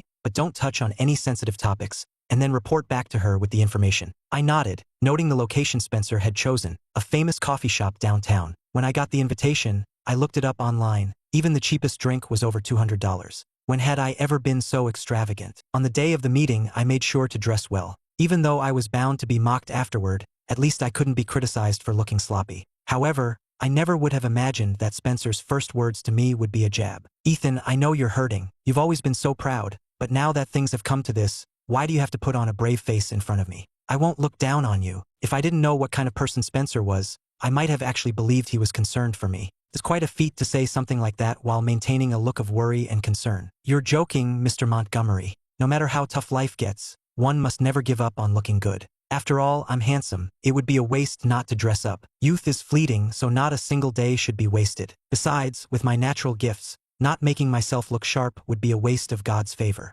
Since he had thrown the first punch and I wasn't one to be pushed around, I immediately struck back at his weak spot. All right, our Ethan is the most handsome. Let's go. I know you've been in a bad mood lately, so let's have some tea and chat. I can't do much else, but I can at least listen to you vent. Getting it all out will make you feel better. He maintained his smile, patting my shoulder as a waiter led us to a private room with the best view. I marveled internally. This was truly a place for the wealthy. It was far superior to those small tea houses. This spacious courtyard alone was enough to outshine them all. The design was clearly the work of a master. Spencer saw me staring at the courtyard and assumed I was reminiscing about my past life of luxury. He sneered inwardly but kept his voice gentle. Ethan, what would you like to drink? I snapped back to reality, my eyes lighting up. I rattled off a list of names, all the famous specialties of the shop that I had looked up online. Ethan, you've ordered so much. Will you be able to finish it all? I knew Spencer was wondering why I had suddenly lost all sense of decorum, acting as if I hadn't eaten in days. but I had no intention of hiding it. If I can't finish it, I'll just get it to go. It's not a big deal. To go? You're gonna pack up leftovers? Are you really that hard up for food? Of course. It's wasteful not to. I'm not who I used to be, so of course I have to save where I can. Besides, being frugal is a virtue. Are you so surprised, Mr. Montgomery? Do you have a problem with this virtue? Spencer opened his mouth, found he had no rebuttal, and after a moment's pause, stammered, "You're right. You're doing the right thing. There's nothing wrong with that." Yes, I think so too. The old me was so extravagant. So many luxury goods, buying them even though I couldn't use them all. It was a waste of money, not to mention time and energy. If only I had used that time to do something meaningful. You know, there are so many people in this world who need help. Why couldn't I see that before? Using that money to sponsor children in impoverished areas would have been so much better than buying a pile of luxury goods to just sit at home. By the way, Mr. Montgomery, you're so kind and wonderful. You must have helped a lot of people in need, right? Spencer was indeed good at deceiving people and building a public persona, but as for helping the poor, that was a pipe dream. He wasn't that kind-hearted. He felt he didn't have enough money to spend on himself, let alone generously on others. Yet, he smiled with utmost sincerity. Yes, in my spare time, I often help those in need. After all, my parents taught me from a young age to share with others and help those who require it. Spencer thought I wanted to discuss philanthropy with him, but I changed the subject. Since you're so generous to complete strangers, Mr. Montgomery, and we've known each other for so long and are such good friends, now that I've fallen on hard times and become one of the poor myself, won't you help me? Ha! He never would have expected me, the one who always cared so much about face, to say something like that. He was completely taken aback. Mr. Montgomery, you have no idea how hard my life is now. I can't even dare to buy clothes or watches. Every day I have to face my wife's cold expression and can't even bring up the topic of money. When I call other people, no one even picks up. Seeing the change in Spencer's expression, I got up, moved next to him, and grabbed his hand tightly, not giving him a chance to pull away. Mr. Montgomery, you're the only good one left, the only one willing to see me. You're the only one I can ask for help. You're always so generous, spending hundreds of thousands without a second thought. You wouldn't be stingy with an old friend like me, would you? You'll help me, right? After all, we're good buddies. I held Spencer's hand tightly, my tone sincere. Seeing he still wasn't responding, I added, you know, I haven't had a chance to catch up with our old female friends yet. That last sentence hit Spencer right where it hurt. He was desperate, but any woman he was interested in wanted nothing to do with him. He maintained a pristine image on the surface, but many people knew his true colors, making it impossible for him to clean up his reputation. In the end, his family came up with a solution. He should lay low and try to fade from public memory as much as possible. The reason he sought me out this time was to accomplish something that would allow him to show off in front of a woman he was interested in. Ethan, what are you talking about? We're friends. How could I possibly stand by and do nothing while you're suffering? Didn't I come to see you as soon as I got back in the country? You know me, I've always had a kind heart. I can't even bear to see strangers suffer, let alone you. Don't worry, I don't have a lot of cash on me, but I can spare 100,000 or so. I'll transfer it to you later. Use it for emergencies, and don't be a stranger about it. All right then, so what happened after Ms. Sterling went bankrupt? How would I know about that stuff? You know me, my major had nothing to do with business. Even if she told me everything, I wouldn't understand it. As long as we have food on the table, it's fine. She's always been a busy person. I don't know what she's busy with, and I wouldn't get it even if I asked, so I just don't ask. I was thinking about divorce, but then I heard we're not in debt, so I figured we'd just carry on like this. I heard Vanessa Reed came to see you? Yeah, but she's no good. No matter how useless I am, I can't lose face in front of her, right? So I put on an act of being devoted to Chloe, just to spite her. She couldn't compare to Chloe before, and she still can't now. I may not be much, but the fact that Chloe hasn't treated me poorly even in this situation shows she's a decent person. I'd rather trust someone with good character than a scumbag. But maybe Ms. Reed only realized she truly loved you after she lost you. You've never had to endure hardship before. How long can you last in this difficult life? Actually, I don't think life is so bad now. When I had money, there was always some drama, and my mind was cluttered with all sorts of thoughts that I could only soothe by shopping. Now, things are much quieter. I can do whatever I want. I'm not someone who can't handle a tough life. I lived like this before college, so it's fine. I have no complaints. I just need to figure out how to make money now. You're planning to get a job? How could you? What could you possibly do? Imagine working at a counter or a supermarket and running into someone you know. Finding a job isn't easy. You'd only be able to get unskilled labor. Could you handle that? What's so hard about it? At the very least, I graduated from a prestigious university. I may not have work experience, but I can learn. I have the basic qualifications like English and my professional skills. I'll be fine. Spencer then remembered that I had indeed gotten into a top university on my own merit before meeting Chloe and Vanessa. Comparing that to his own poor academic performance, which required his family to send him abroad for a fancy degree, his mood soured again. He refused to back down verbally. A degree is important, but so is experience. You're just starting to learn now. You can't possibly compete with recent graduates. It won't be easy. I'll give it a try. If I could get into a top university, adapting to a simple job can't be harder than the entrance exams, right? Oh, look at me. Why did I have to bring that up in front of you? It's okay, Mr. Montgomery. It's normal that you wouldn't know. Don't worry about it. Anyway, you don't need to work. I really envy you. You can rely on your family now and your wife in the future. You don't have to do anything, just live a life of leisure. It's pure bliss. In other words, a useless person who can only depend on others. Spencer struggled to keep his expression from twisting, thinking bitterly to himself. No wonder his life is so miserable, he doesn't know how to talk to people. I, on the other hand, was thoroughly enjoying myself. We went back and forth, both knowing exactly what the other was doing, yet maintaining a veneer of politeness while taking jabs at each other. The difference was, Spencer's barbs were aimed at things that didn't bother me, while mine hit him right where it hurt. By the time we parted, I was filled with joy, while Spencer looked like he was about to burst from suppressed anger. Before I left, I didn't forget to remind him about the money. Spencer, already planning to ask me out again to show off and gather more information, nodded in acknowledgement. Then, he reluctantly transferred $100,000 to me. I took the money and went home happy. When I got back, Chloe was sitting on the sofa, looking at her laptop. She looked up at the sound of the door. From the moment I walked in, changed my shoes and clothes, to when I went to wash my hands, I had a smile on my face. I was clearly in a great mood. You're back? Ha ha ha. I made a cool $100,000 for free today. Aren't I amazing? I waved the phone I'd been holding, my voice full of unconcealed pride. A free 100,000? Spencer gave it to you? Yeah. He started off by trying to show off and get information out of me, but I subtly shut him down. Then I pretended to be poor, flattered him, and put him in a position where he couldn't back down. I hinted that if he didn't help me out, I'd tell everyone we know how uncharitable he is. He had to cough up the money to protect his image. Chloe suddenly thought about how the original me used to spend money on bags all day, while this version of me was so happy over $100,000. A strange feeling washed over her. It would be a waste not to take his money. It's not easy to get money out of Spencer. Here, open your payment app, I'll transfer it to you. It's free money anyway. Just think of it as him paying you back for old times.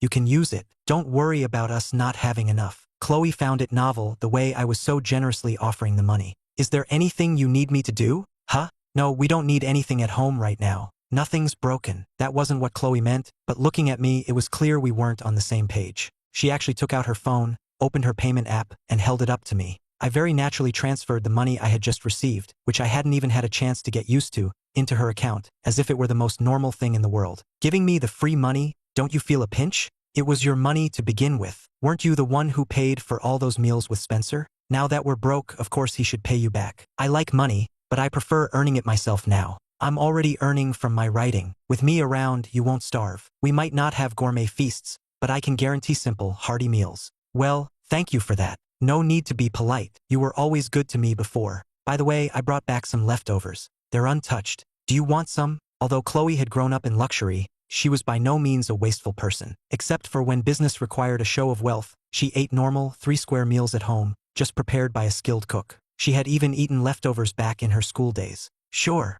I didn't expect her to actually agree. I thought the great heiress wouldn't touch such things. I stammered, I just remembered, it's all desserts. Is that okay? What's the problem? I had no choice but to get the bag from the door. I opened it, and sure enough, it was filled with pastries and the like. Chloe casually picked one up and popped it in her mouth. After swallowing, she commented, "These are better when they're warm. You've had them before?" Chloe glanced at me and slowly pulled out a napkin to wipe her hands. My grandfather used to like them. Oh, so old Mr. Sterling liked them, which meant the heiress would occasionally buy them for him. Maybe he had even made her try them. I suddenly realized that I was just bringing up painful memories for her and felt a bit awkward. Sorry, you don't need to apologize. The past has nothing to do with the present, so there's no need for apologies. What do you want for dinner? I'll make it for you. I still felt quite guilty. The heiress had been so good to the original me, and she hadn't given me any trouble since I arrived. Yet here I was, poking at her old wounds, hurting her feelings while she was already dealing with her business failure. It was too much. Anything is fine. I have something to do, so I'll be heading out in a bit. I'll be back tonight, but it'll be late. Okay, you go do what you need to. I'll wait for you for dinner. Chloe glanced at me. She was about to say I didn't have to wait, but seeing my guilty expression, she swallowed her words. Okay. After Chloe left, I thought for a moment, cleaned the apartment, wrote for a bit, and then went out to buy groceries. Around 8 p.m., the sound of the door opening echoed. I looked up from my document to see Chloe coming in. I quickly saved my work. You're back. The food should still be warm. Are you hungry? Chloe took off her coat and hung it on the wall. The chill she had brought in from outside was instantly dispelled by the warmth of the apartment. A quick glance revealed that the dining table was set with food, which I had covered to keep warm. Chloe changed her shoes and came inside. You must be hungry, waiting this long. I just need to wash my hands. I'm fine, not that hungry. I might not be able to come back regularly. In the future, if I'm not coming back, I'll let you know. You should eat when you're hungry. You don't have to wait for me. Okay, I agreed. Someone like Chloe wouldn't be coming home for dinner at a set time every day like someone with a regular job. If she wasn't coming back, it would actually be easier for me. I could just whip up something simple for myself. Driven by guilt, I had made a rather lavish dinner. I had even gone to the trouble of steaming my own buns, a variety of small, delicate ones. Scallion rolls, sweet-filled buns, cornbread buns, sweet potato rolls, and more. They looked adorable and were probably just a few bites each. Chloe picked up a scallion roll and finished it in a couple of bites. She seemed to enjoy it. The buns are good, right? I spent a good 3 or 4 days researching how to make the perfect steamed buns. Eventually, I figured out the perfect ratio and timing to get them like this. The scallion and sweet ones are my favorites. My friends love them too. I chattered on, then suddenly stopped. Crap, in my excitement, I almost let something slip. This is a real skill. You're talking about your college friends, right? Yeah, college friends. We lost touch after a while. I haven't made steamed buns in a long time either. I'm surprised I haven't lost my touch. Thank goodness the heiress didn't think anything more of it, or she would have become suspicious in an instant. I breathed a silent sigh of relief, not noticing the intrigued look on the face of the person across from me. By the way, I simmered the chicken soup for a long time today. You should have some more. Okay. The chicken soup I made was always delicious, and Chloe really liked it. Restaurant soups always seem to be missing something, but mine was perfectly balanced. She knew herself that it wasn't just about the flavor. It was about the feeling of someone taking the time and effort to make soup for you. When she was little, Chloe's mother also liked to make her chicken soup, though it never tasted very good. But because her mother always insisted that chicken soup was good for children, Chloe's father would always force her to finish it. After her parents' accidental death, Chloe had tried all sorts of chicken soup. The Sterling family chefs and even the housekeepers had tried to replicate it, but no one could ever get the taste right. As she got a little older, Chloe stopped showing any particular fondness for chicken soup, and the detail was forgotten. Chloe felt that her current tolerance for the man in front of her might be partly due to the occasional flashes of her mother's warmth that she saw in him. Why are you staring at me? Is there something on my face? I realized Chloe was just staring at me. Didn't she know how much pressure it put on someone when she stared like that? Or had she sensed something was off again? You seem to have dark circles under your eyes. What? I got up and looked in the mirror. After staring for a while, I thought I could faintly see a trace of them. Was this the beginning of dark circles? Couldn't help but shiver. Chloe had only said it casually and didn't expect me to have such a strong reaction. When I didn't come back after a while, she asked, puzzled, "What's wrong? Are you not eating anymore?" Just as she finished speaking, I came out looking sheepish. Maybe it's from staying up late writing lately. A few dark circles don't matter. You're still very handsome. Okay. Hearing Chloe praise me so suddenly, a blush crept up my cheeks, and I felt shy. After dinner, I stood up to clear the dishes but was stopped by Chloe. I'll do it today. No, I can handle it. I took the dishes from Chloe's hands and walked quickly to the kitchen. Chloe smiled silently, shook her head, and didn't argue. As she passed through the living room, she saw my laptop on the coffee table, a document still open. On a whim, she walked over to see what I had been writing. When I came out after cleaning up, I was met with a shocking sight. Chloe was sitting gracefully on the sofa, her chin resting on her hand, reading my novel with intense concentration. Don't look. I practically lunged in front of her. Afraid I'll think it's weird? Why can't I read this novel? It's not very good. All right, then I won't look. As I was silently wondering if my reaction had been too strong, she stopped at her bedroom door and suddenly said, I think it's a bit unrealistic for the female lead to just drop her company to be with the male lead all the time. If she's the CEO of a company, she wouldn't have that much free time. With that, she went into her room and closed the door. I was left sitting where she had been, completely dumbfounded. The great heiress had read at least 2 chapters, and the 2 most cliché ones at that. I wasn't angry at all that my novel had been criticized. I just wanted to clarify to Chloe that I was writing a romance novel, where the romance takes precedence over realism. If I wrote a truly realistic CEO story, it would be full of plot holes and wouldn't attract as many readers. But alas, the heiress didn't understand web novels, and there was no way for me to explain it to her. A few days later, early in the morning, Chloe had just finished breakfast and hadn't left yet when there was a sudden knock on the door. I had just finished washing the dishes, so I went to open it. Who is it? Strange, who would be here so early? The person outside didn't answer, just knocked again. I looked through the peephole and saw two young women standing outside. Both were strikingly handsome and had an air about them. Either one could have been a movie star. They were clearly not ordinary people. My heart skipped a beat. I turned and knocked on Chloe's bedroom door. Someone's at the door. I think they're here for you. Chloe let go of her mouse and came out. She saw the worry on my face. There are two women outside who don't look like ordinary people. See if they're looking for you. I don't think I've ever seen them before. What I didn't say was that I was afraid they were here to cause trouble for Chloe. My mind was racing, wondering what to do if they really were here to make a scene. Outside the door, Olivia paused her knocking and turned to Maya beside her.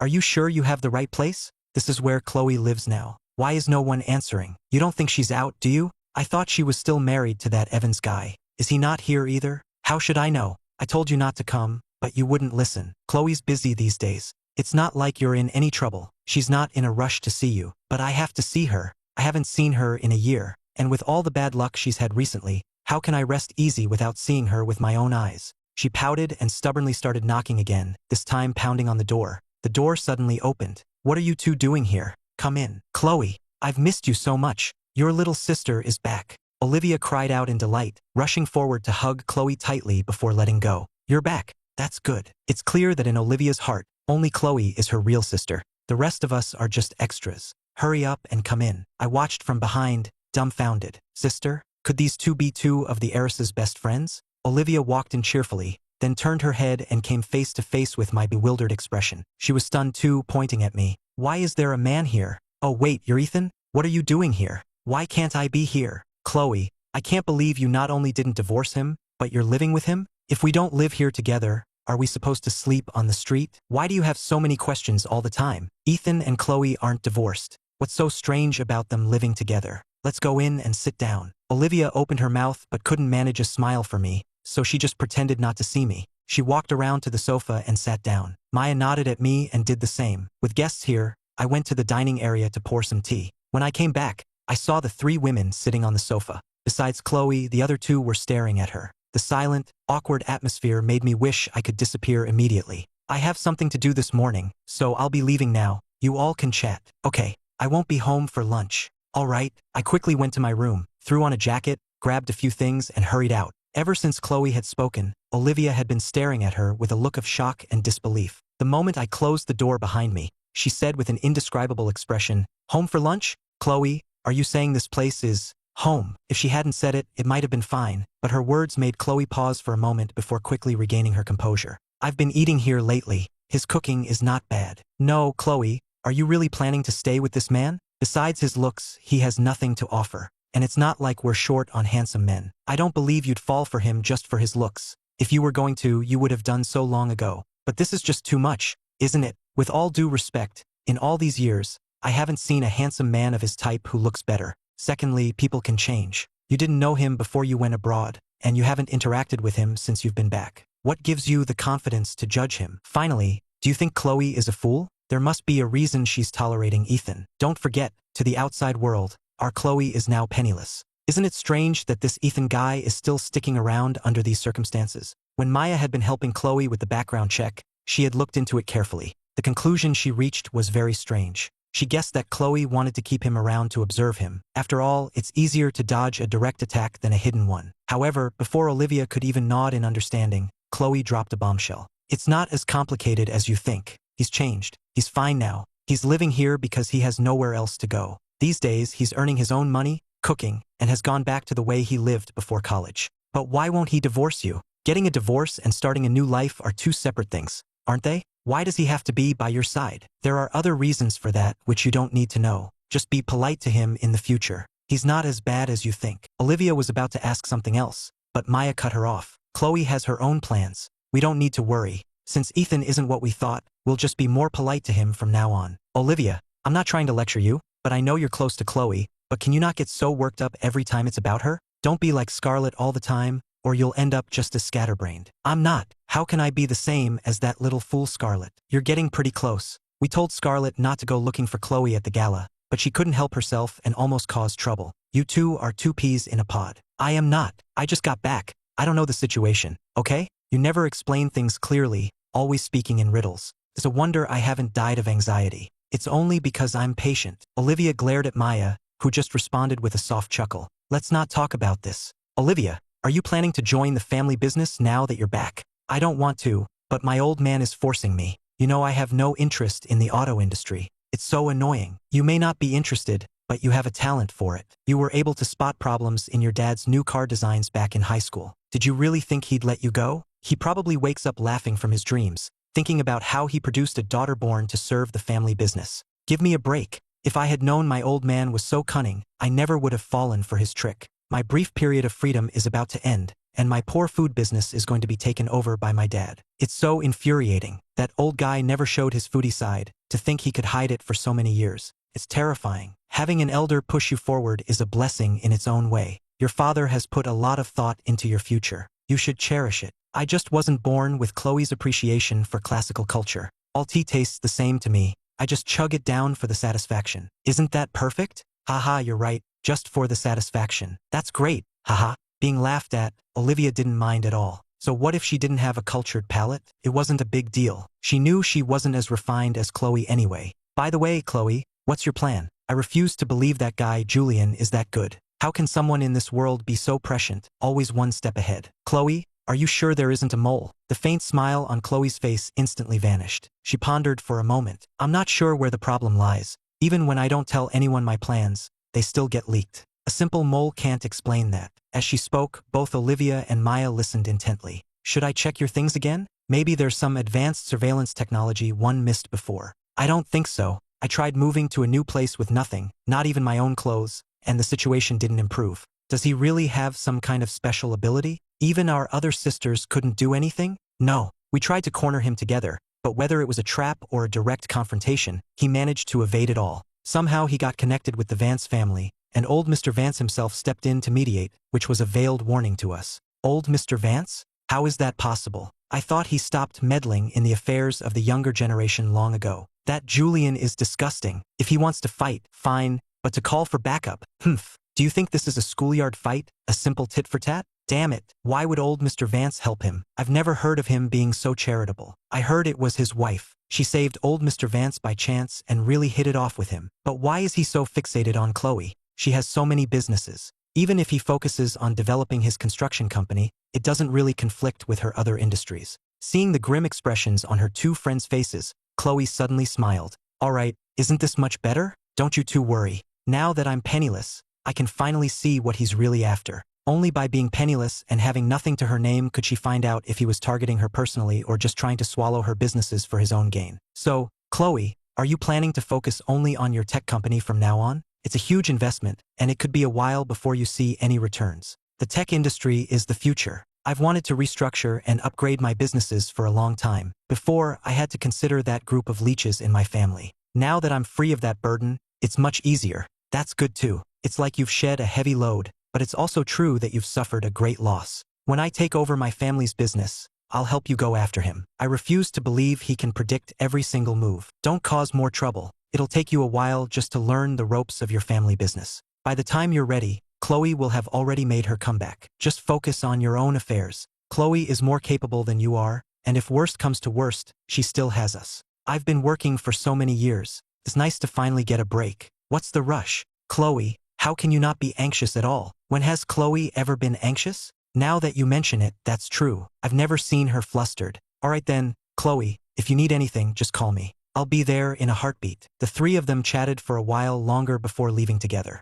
When I came back in the afternoon, the apartment was empty, and I breathed a sigh of relief. The great heiress's friends were all so intimidating, one more than the next, and they made their dislike for me crystal clear. It was really testing my limits. I had said I had something to do, but in reality, I had nothing. It was just an excuse to get out. With nowhere else to go, I ended up at a cyber cafe to write. The beautiful woman playing games next to me kept turning to look at me, losing one game after another. When she finally seemed about to strike up a conversation, I switched computers. But then, the girl next to my new computer also started trying to talk to me, asking why I was writing here, as if she was trying to absorb some positive energy from me. It was all very frustrating. Back home, I could finally relax. I changed my clothes, stretched luxuriously, and plopped down on the sofa. Then I felt like taking a shower, so I checked the message from Chloe on my phone. She confirmed she would be back very late, so I made a beeline for the bathroom. After a wonderfully comfortable hot shower, I dried my hair, made some lemon tea, and grabbed the snacks I had bought earlier. I settled happily onto the sofa.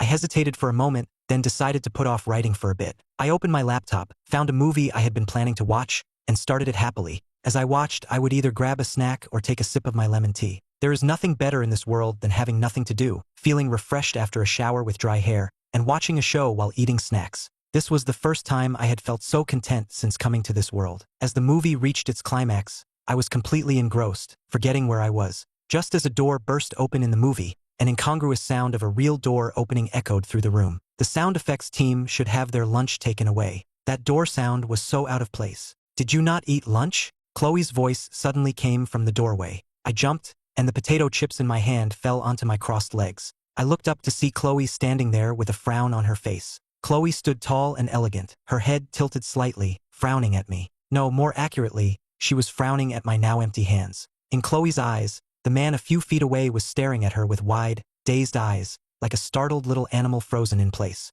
A bit like a koala. You, weren't you supposed to be back late tonight?" I finally managed to regain my composure and my voice, my embarrassment impossible to hide. My words carried a hint of accusation. Chloe slipped on her slippers and came inside, her gaze shifting away. I came back as soon as I was done. Olivia was insisting on seeing her company, but then her father suddenly summoned her, so she had to go back. "We can visit the company another time. It's not going anywhere. A day or two won't make a difference. Did you not eat lunch?" I gently pinched the corner of the chip bag, carefully pulling it out of sight with a smile on my face. I ate. I was just bored, watching a movie and having some snacks." As I spoke, I maneuvered the chip bag under the table and quickly tossed it into the trash. In the original guy's memories, the great heiress had never touched junk food. This made me feel that eating snacks in front of her was somehow improper. "That's all junk food. You should eat less of it." Yes, I only have it occasionally. By the way, are you eating at home tonight?" Hearing the familiar word home, a flicker of something passed through Chloe's eyes.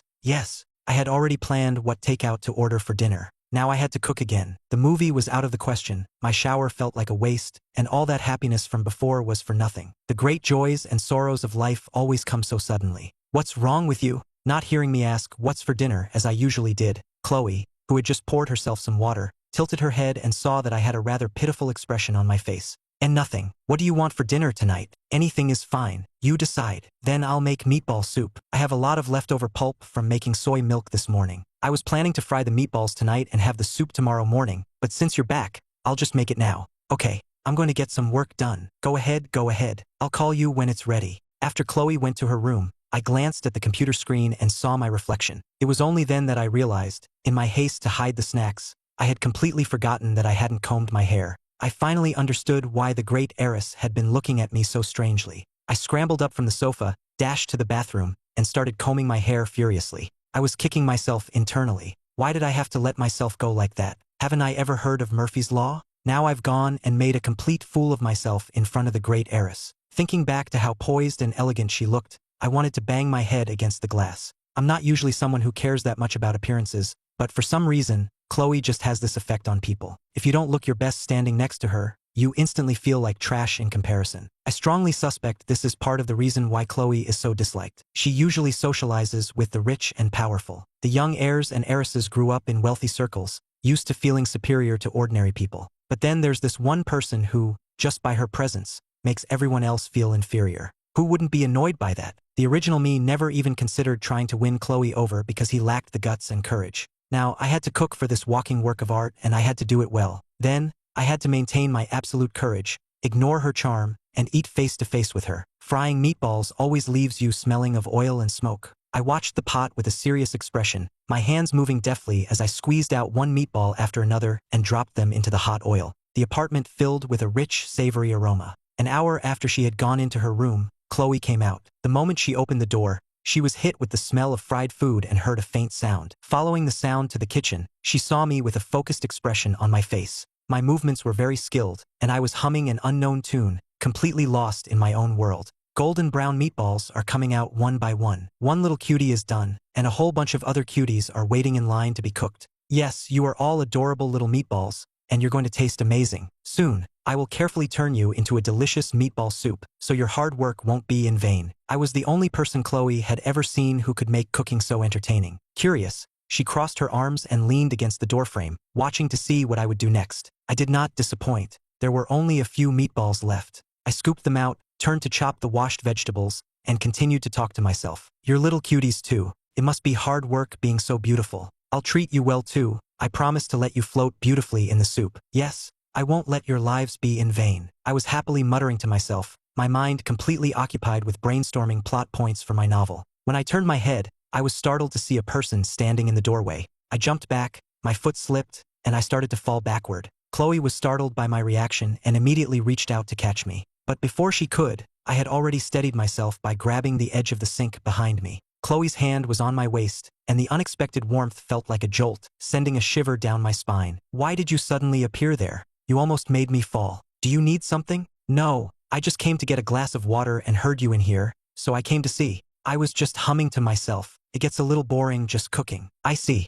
Are the meatballs done? Yeah. By the way, do you want to try one? Chloe hesitated for less than a second. Oh, I forgot. These meatballs are tasty, but they're not very healthy. If you're not hungry, you should probably wait. Not healthy? Even if Chloe didn't know much about nutrition, she knew that something like this was just a bit oily. It wasn't exactly unhealthy. She took a step forward. How do you eat them? I was momentarily confused, then realized she actually wanted to try one. I instinctively handed her the chopsticks I was holding. Chloe took the chopsticks, glanced at them, and saw that they had already been used. She paused. What's wrong? Nothing. She handed the chopsticks back to me and, as I stared in confusion, she simply picked up a meatball with her fingers and popped it into her mouth. I watched, dumbfounded. The great heiress was actually eating a meatball with her hands. The fresh meatball was still hot. When she bit into it, the rich flavors of bean and oil filled her mouth. Chloe sucked in a sharp breath from the heat, but it was indeed delicious. We were already standing close, and she finished the meatball right in front of me. Chloe stepped back a bit. Out of the corner of her eye, she saw me staring at her blankly and asked, "What's wrong?" Her face suddenly turned towards me, and I was startled again. Luckily, I didn't slip this time when I stepped back. There was a wall behind me and my back hit it. Nothing. Are the meatballs good? Not bad. You should go out if you're done. It's smoky in the kitchen. The meatballs are fried, and the soup is easy to make, so it should be ready soon. Go on. I'll call you when it's done. I finally managed to finish the meatball soup, but my earlier cheerful mood was completely gone. Chloe could clearly sense that I was a bit down. I served her a bowl packed with ingredients, while mine was mostly broth. Didn't you fry a lot of meatballs? Why didn't you make more? Is that not enough for you? I looked at her bowl, which was full. It should have been plenty, given her usual appetite. Was she especially hungry today? She pointed a slender finger at my bowl. Your bowl? Oh, I was around the cooking fumes for too long. I don't have much of an appetite. I would never admit that I had weighed myself before calling her to dinner and found that I had gained 2 pounds. Chloe didn't say anything more, but she noticed that as I ate, I kept staring at her bowl, my eyes screaming, I want some. Thinking about my habit of weighing myself before meals, she suddenly understood what was going on. You ate too many snacks today. It wasn't a question, it was a statement. I felt a knife twist in my gut. No, I didn't. Chloe didn't speak, just glanced at me. Okay, fine, I had some snacks, but it was just a bowl of Jell-O, a box of cookies, a small bag of popcorn, and half a bag of chips. Just, saying it out loud, it did sound like a lot, but all those snacks together didn't weigh 2 pounds. Snacks are full of additives. You should eat less of them. If you're craving something, we can go out to eat. I'll figure out the money. I never expected Chloe to say something like that. The flicker of anger that had risen in me was instantly extinguished. Her face was still calm, but her concern had been genuine. The great heiress was actually a really good person. She was just trying to give me well-intentioned advice. I know. I'll try not to eat snacks in the future. Chloe said nothing more, and I went back to eating my meal obediently. After dinner and doing the dishes, I went back to my daily routine of writing. But this time, instead of ignoring me, Chloe came out of her room and sat down next to me. I spoke with my friends today. They won't treat you like that again. I've cleared up their past misunderstandings about you. If they come over in the future, you don't have to go out of your way to avoid them. You mean your best friends? Chloe nodded. It's fine, it's fine. It doesn't matter if they misunderstand me or not. They're your friends, not mine. I don't mind. Besides, it's normal for them not to like me. I'm not really their kind of person. We can just stay out of each other's way from now on. It's more convenient for you to talk when I'm not around, and I really did have something to do today. All right, are you going to keep writing your novel? Yes. Did you finish your movie? I still have a little left. I'll watch it when I have time. If you don't want me to hear, you can get a pair of headphones. I silently retracted the hand that was reaching for my cup and forced a stiff smile. Why would I mind you hearing? Are you so impressive with all your vast knowledge? She didn't answer my question. Instead, she picked up my cup and handed it to me. If you want to write a good novel, just watching movies isn't enough. You have to analyze them. I don't mind being disturbed. You can watch whatever you want. Okay, I know. Chloe got up and went back to her room. I took a sip of water, put the cup down and still didn't turn the movie back on. For the next few days, Chloe continued her routine of leaving early and coming back late. Our daily life settled into a pattern of having breakfast and dinner together, then going about our separate business during the day. One day, Chloe came home in the afternoon. I was writing at the time and didn't even look up when I heard the door, just said out of habit, "You're back." A familiar child's voice replied, the surprise and disdain in it completely undisguised. "What is he doing here? You're not divorced yet." The speaker was the son of Chloe's cousin. Chloe's cousin and his wife had died in an accident. Since they had been the closest to Chloe, she had adopted their child after their death. The little boy's name was Leo. He was 8 years old and had always looked down on the original me. It wasn't that the little boy had a problem with me specifically. It was just that the original me had never been fond of children. Ever since the little boy came into his life, he had never once smiled at him. That was one thing, but once, when the little boy was on break and starving at home, the chef was sick. He was clamoring for food, but the original me was in a rush to meet his fake friends and, without paying attention, ordered him incredibly spicy food that he couldn't eat, which made the little boy sick for days. Because of that, Chloe cut my allowance significantly, and from then on, our dislike for each other grew. Since I transmigrated, I've actually come to like kids, but little Leo probably doesn't like me. His words just now made his attitude very clear. We're not divorced, so it's normal for him to be here. Not only that, but you'll be living with him from now on, and he'll be in charge of your meals. What, Aunt Chloe? You're not joking, are you? Before, when he had shown his dislike for me in front of Chloe, she had never objected. As long as it wasn't too extreme, she wouldn't interfere. Why was it different this time? Aunt Chloe, is what they're saying true? Are you really bankrupt and have no money? Is that why you have to put up with this man? I stayed silent, curious to see how Chloe would respond. Chloe calmly flicked little Leo on the forehead. Children need to watch what they say too. Don't think you can say whatever you want just because you're a kid. Yes, I'm bankrupt and have no money, so you don't have a choice. Leo's mouth fell open, his eyes wide. He stared for 3 seconds, then shook his head vigorously. Impossible. My dad used to say you were the most capable person, Aunt Chloe. How could the most capable person go bankrupt? And your business is huge. How could it all disappear just like that? Oh my God, I'm not even grown up yet. How am I supposed to earn money to support the family? I'm still a kid, and I have to bear the burden of providing for the family. But what can I do? I'm only in the 3rd grade. Maybe you can send me to be a child model, Aunt Chloe. I've learned how to walk the runway, and I'm handsome. Someone would probably want me. That's impossible because you have no background. How do you think so many unattractive children become models? They don't just look at faces, they look at family connections. Don't believe me? You don't have a family connection anymore. You're lying, Aunt Chloe. You must know a lot of people. You've helped so many people before. Ask them to help you. Then you need to remember this. It's easy to add flowers to a brocade, but hard to send charcoal in a snowstorm. When you help others, don't expect them to help you in the future. You'll be lucky if they don't kick you when you're down. Chloe followed him into the bathroom, her voice echoing from inside. Then what do we do? Are we going to live here from now on, never eating delicious food or wearing nice clothes again? The kids at school told me I'll probably have to transfer soon. Is that true? That's right. From now on, you'll be living here with me during your breaks.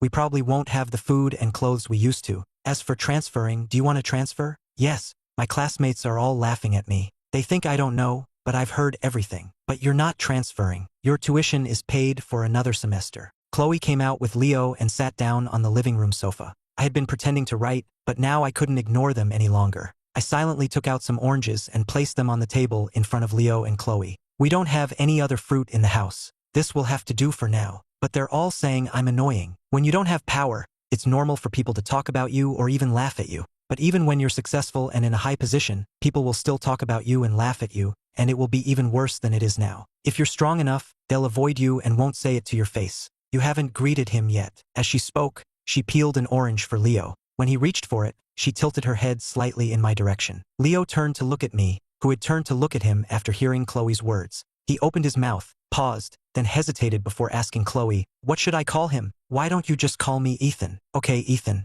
are you on break now? What do you want to eat? I'll make it for you. You can cook? Then why didn't you before?" he asked, looking at me with wide, innocent eyes, but the question was sharp. "We had a chef before. You say it like you're some great cook. Rice is fine. Just stir-fry a few dishes to go with it." But things were a little different this time. When I cooked, I put in more effort than usual, trying to make the rice and dishes look a bit more fun and kid-friendly. I've always liked children. I used to play with my friend's baby from time to time. When I first saw Leo, I immediately took a liking to the little guy. He was just so cute. If our relationship hadn't been so strained, I probably would have run over and hugged him. Chloe took Leo into the room. A while later, When the food was ready, I went to call them. Leo had already changed into his pajamas, washed his hands obediently, and was sitting in the chair I had set out for him. He looked at the food on the table, seemingly very surprised. "You made all this?" he asked, pointing at the dishes, which were arranged to look like cartoon faces. Even the rice had a smiley face on it, made from some unknown ingredient. Of course, this was only for his meal. Chloe's and my food were normal.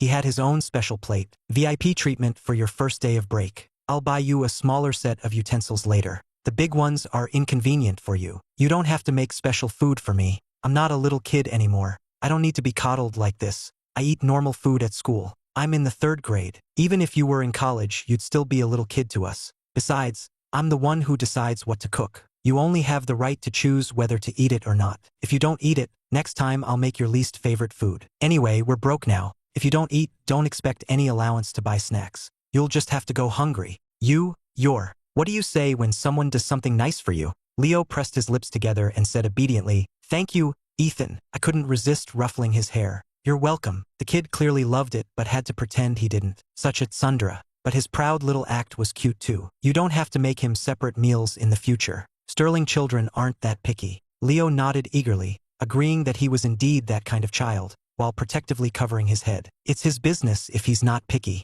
It's the adults' business if they want to spoil him. Can't Leo handle this level of pampering? Will this really make him spoiled? Of course not. How could a little food make me spoiled? Then I'll have to trouble you to accept my sugar-coated bullets. I have a soft spot for cute kids. Now that we have a child in the house, I can try making kids' meals. Thanks for your help. You're welcome. Chloe took in the interaction between us and didn't object to me making kids' meals again. The 3 of us began to eat. During the meal, Leo ate much faster than I remembered, a clear sign that he enjoyed the food. After we finished, I went to do the dishes as usual. Leo was even more surprised. "You do housework too? It seems we really are broke." "Can't be helped. Life is full of sudden ups and downs. So, you have to study hard, or you'll end up not being able to afford food in the future too. I'm first in my grade, and my school is one of the best in the country. I participated in a competition this semester, and my teacher said I could win first place. By the way, first place comes with a lot of prize money. I think it's 50,000. Then we'll have money for food. Rich kids really have it good. They go to private schools where even the prize money for elementary school competitions is that high.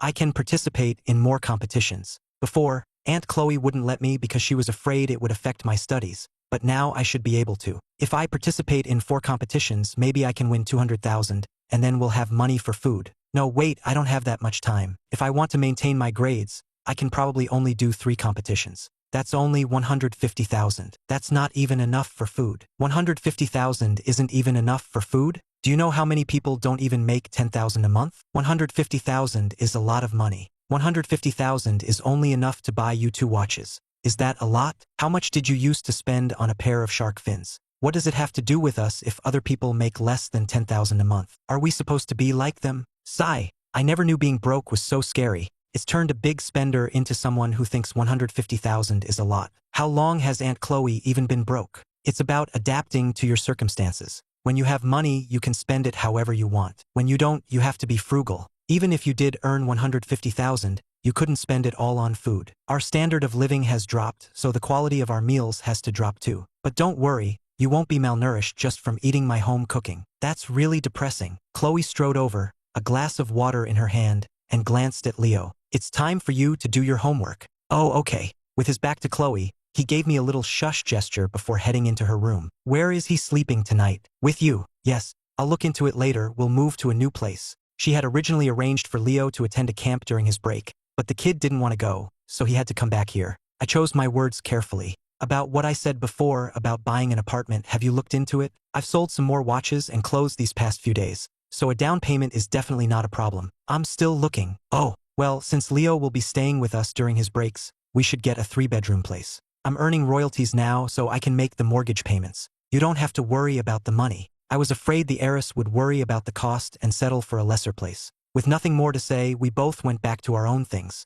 Having a child in the house suddenly made it feel so much more alive, especially since Leo was not a shy kid. Chloe was busy during the day, so it was just Leo and me at home. At first, we could both do our own thing, but eventually he got bored and would strike up a conversation with me when he came out to stretch his legs. He was a kid, after all. Even though he was mature for his age, he couldn't sit still forever. After discovering that I had really changed and was nice to him, Leo wasn't as cold to me as he had been at the beginning. "Why don't you divorce my aunt? She's really broke." "I think it's weird too, but broke is broke. If you stick with her, she's not going to give you a ton of money to spend like before. You just said she used to give me a lot of money to spend. So shouldn't I stay with her through this tough time? If I left her now, wouldn't that make me a bad guy? Do you want me to leave your aunt so she has to take care of you all by herself? Then you'd be all alone, without even someone to cook for you. That's not the point. I won't starve. I don't know what's up with you, but it seems you're not so bad after all. I used to really dislike you. I felt like all you knew how to do was shop, and that my aunt had married a human credit card machine. But my aunt had a lot of money back then, so it didn't matter much.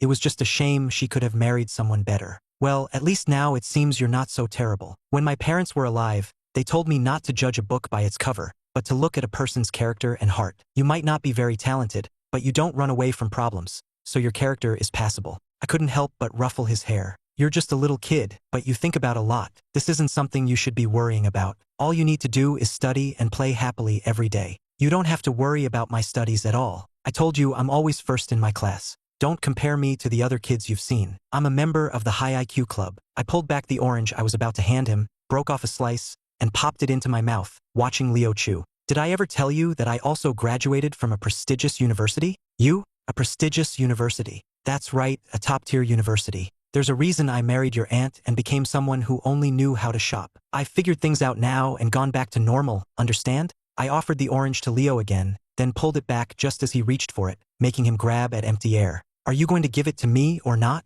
I grinned and finally handed it to him for real. "Here, eat up. How about wontons for lunch? I'm getting a little hungry anyway. Make a lot." "You got it. I'll make sure to fill up this little young master." I saved my document and got up to start cooking. Leo watched me go to the kitchen, his eyes holding a look of attachment that he himself didn't recognize. Ever since his parents passed away, he hadn't experienced a life so full of warmth and domesticity. In Chloe's mansion, though he never lacked for anything and Chloe was good to him, it didn't feel like a real life. His heart had never truly been at peace. Now, I checked in on him every day, my attitude completely natural. When he talked to me, it felt like talking to family, where he could say anything. He once again felt like he had a home. He thought he understood why his aunt wasn't as cold to this man as she used to be. Chloe could also sense that Leo was becoming more and more comfortable around me. When she asked him at night how his day was, Leo would usually say he had a good time. One evening at dinner, I suddenly suggested, "I have some free time in the next couple of days, and Leo has been cooped up at home for so long. How about I take him to the amusement park tomorrow?"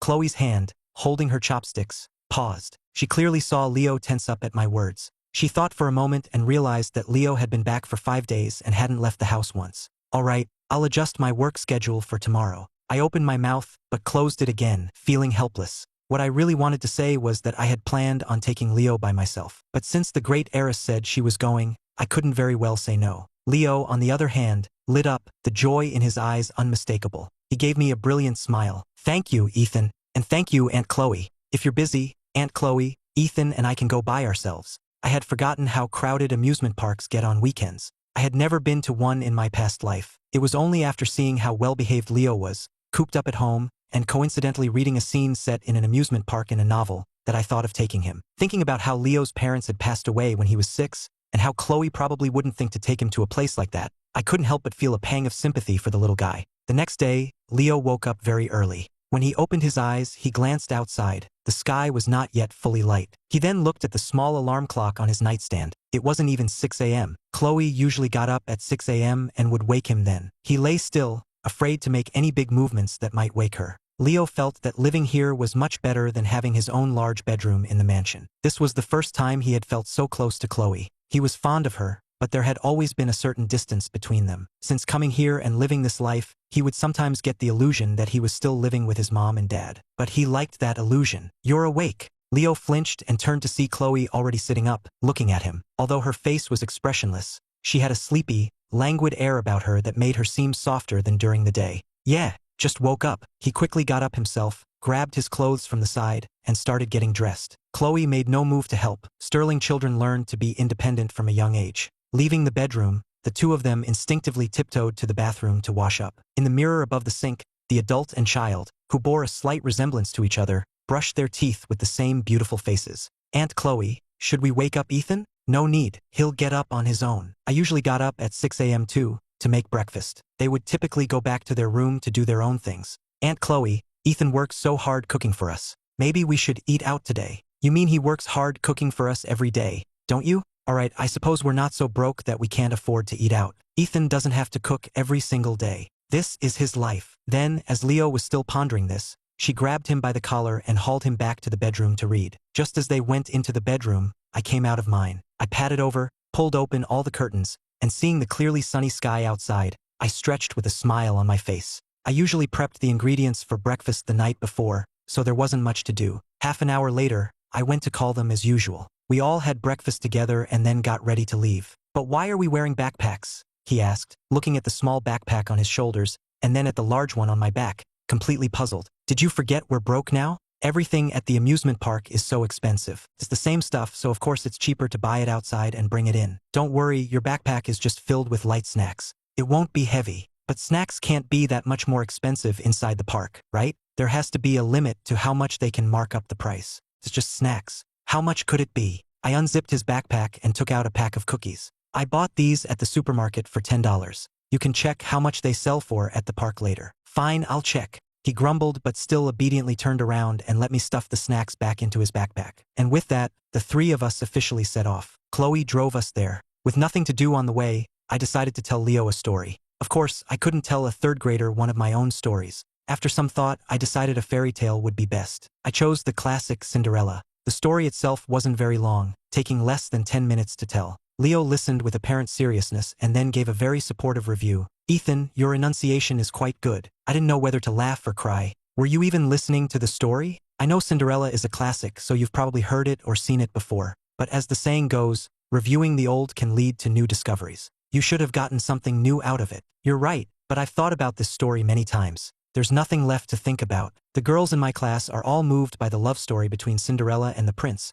but with my aunt's guidance, I've come to understand that even as Cinderella, she was still a count's daughter, a suitable match for the prince. So it's just a love story about two people of equal social standing who overcome some obstacles and live happily ever after. I chuckled. All right then, tell me this. If you were Cinderella, living in that family, what would you do? Would you kindly endure your stepmother's abuse, try to tell your father, or fight back yourself? Telling my father wouldn't work. If he cared about her, Cinderella wouldn't have been mistreated for so long. Fighting back herself is also risky. If she's too obvious about it, she'll get a reputation for disrespecting her elders and won't be able to get married. She can't run away either. A runaway girl would also have her reputation ruined and be unmarriageable. So, the only thing she can do is endure. You're young, but your thinking is very clear. So, in your view, Cinderella's fate was sealed. Of course not. It might seem like enduring is the only option, but there's actually a lot she could do. Take reputation, for example. It's wrong to disrespect your elders, but it's also wrong for a stepmother to treat her stepdaughter so poorly.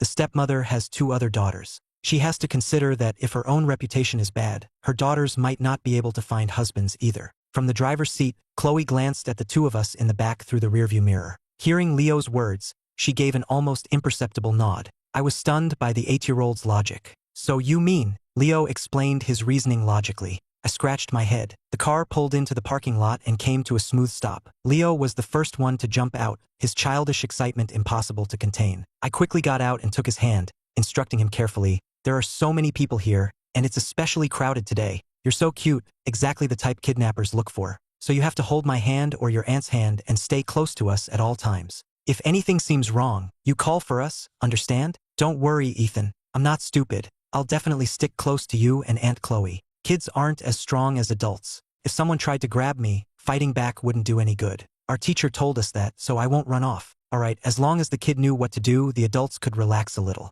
The three of us arrived at the main gate. Since I had bought tickets in advance, we just had to print them out, which was much easier than waiting in the long line at the ticket booth. Inside the gate, the park was bustling with people. Chloe and I were the kind of attractive people who naturally draw attention in a crowd, so it was no surprise that we turned a lot of heads as we entered. Some people even looked like they wanted to approach us, but they stopped when they saw Leo, whose hands we were each holding. Look at that young couple with the kid over there. They're so good looking. At first glance, I thought they were celebrities. Sigh, too bad they're both taken. Otherwise, I'd go try my luck. I was just thinking, do all the handsome men in the world end up with beautiful women? So a not-so-pretty woman like me has no chance of finding a handsome guy? That's so depressing. Are you guys still hung up on that? All I can think is that their little boy is so adorable, and he looks so well-behaved. I hope I can have a son like that someday. Girl, wake up. Neither you nor your husband are that good-looking. How do you expect to have a gorgeous kid? I wanted to laugh hearing their conversation. It was a shame Leo wasn't my son, or I'd be laughing in my sleep. Ethan, what should we ride first?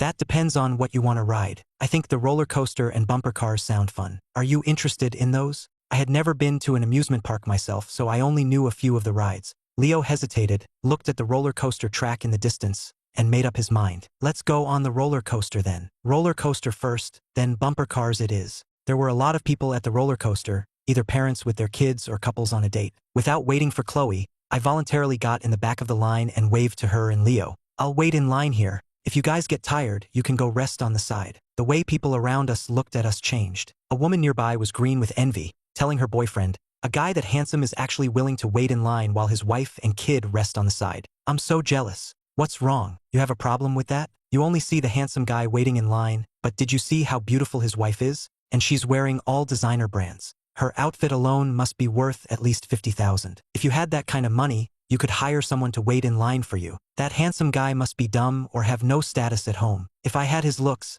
I would never be with a woman who doesn't love me like that. The man accidentally blurted out his true thoughts, earning him a kick in the shin from his girlfriend. What did you just say? I dare you to say it again. No, I was just kidding. It was a joke. You have such great character. You would never do something so classless. Leo tugged on Chloe's sleeve. He had heard the whole exchange and knew his aunt must have too. Is it okay to make Ethan wait in line? Didn't your teacher ever tell you about gender equality? He'll wait for this ride, and for the next ones, we'll each take a turn, including you. Leo breathed a sigh of relief. So they weren't just exploiting Ethan's labor. He used to dislike the old Ethan, that was true, but his opinion of me had changed. With the old Ethan, he wouldn't have cared how Chloe treated him. But with the current Ethan, he felt bad seeing him being put to work. The current Ethan was so much better. A few women, some married, some not, somehow managed to steer the conversation to a completely unrelated topic. Leo didn't want to listen to their nonsense anymore, so he pulled Chloe to a nearby bench to sit down. Since Ethan wasn't going to be the one waiting in line all day, there was no need to feel guilty. Everyone would have to take their turn later anyway. After a short wait, it was our turn. Leo, without a doubt, sat in the middle with Chloe and me on either side. Even after we were seated on the roller coaster, people kept turning to stare at us, which made me a bit uncomfortable. But when I glanced over, the great heiress Chloe was sitting on the roller coaster as if she were in her office, still exuding an air of nobility, completely unfazed. And Leo was completely ignoring the people around him, his big eyes blinking as he happily checked his safety harness. He even remembered to remind me, "Ethan, double check if your belt is tight. Don't be careless. I've checked it once, it's fine. Don't worry." After that, I looked at Chloe again. The great heiress sat there very calmly, as if none of this mattered to her. I suddenly became very curious. On a ride as thrilling as a roller coaster, would the great heiress react like a normal person? Or could she remain perfectly composed even then? I had to watch closely. With that thought in mind, I kept a part of my attention on Chloe from the moment the ride started. At first, the car moved slowly, gradually climbing the track. As we neared the highest point, my heart was in my throat. The crucial part was about to begin. Just a second before the car reached the peak, Chloe finally deigned to unclasp her hands and grip the safety bar, but her expression remained unchanged, her gaze fixed straight ahead. The next second, the car plunged down from the peak, gaining speed rapidly. My tolerance was decent. It wasn't unbearable for me. Little Leo was nothing but excited, not scared at all. All around us, screams of excitement and terror erupted, but Chloe, even with her hair being whipped around by the wind, only frowned slightly. She showed no other reaction, as if she weren't on a roller coaster at all. Feeling the strong wind in my face and my body being thrown around, I looked at the woman beside me, who remained composed even as we were tossed from side to side and even upside down. I couldn't help but complain internally. The great heiress really can stay as calm as ever. What's the fun in riding a roller coaster like that? The ride wasn't long, only a few minutes at most. As the car slowed down, the screams around us faded, but the excited look on Leo's face hadn't completely disappeared. I just watched Chloe. Even with her hair a bit messy, her elegant aura was undeniable. Ethan, wasn't that awesome? I was a little scared the last time I came,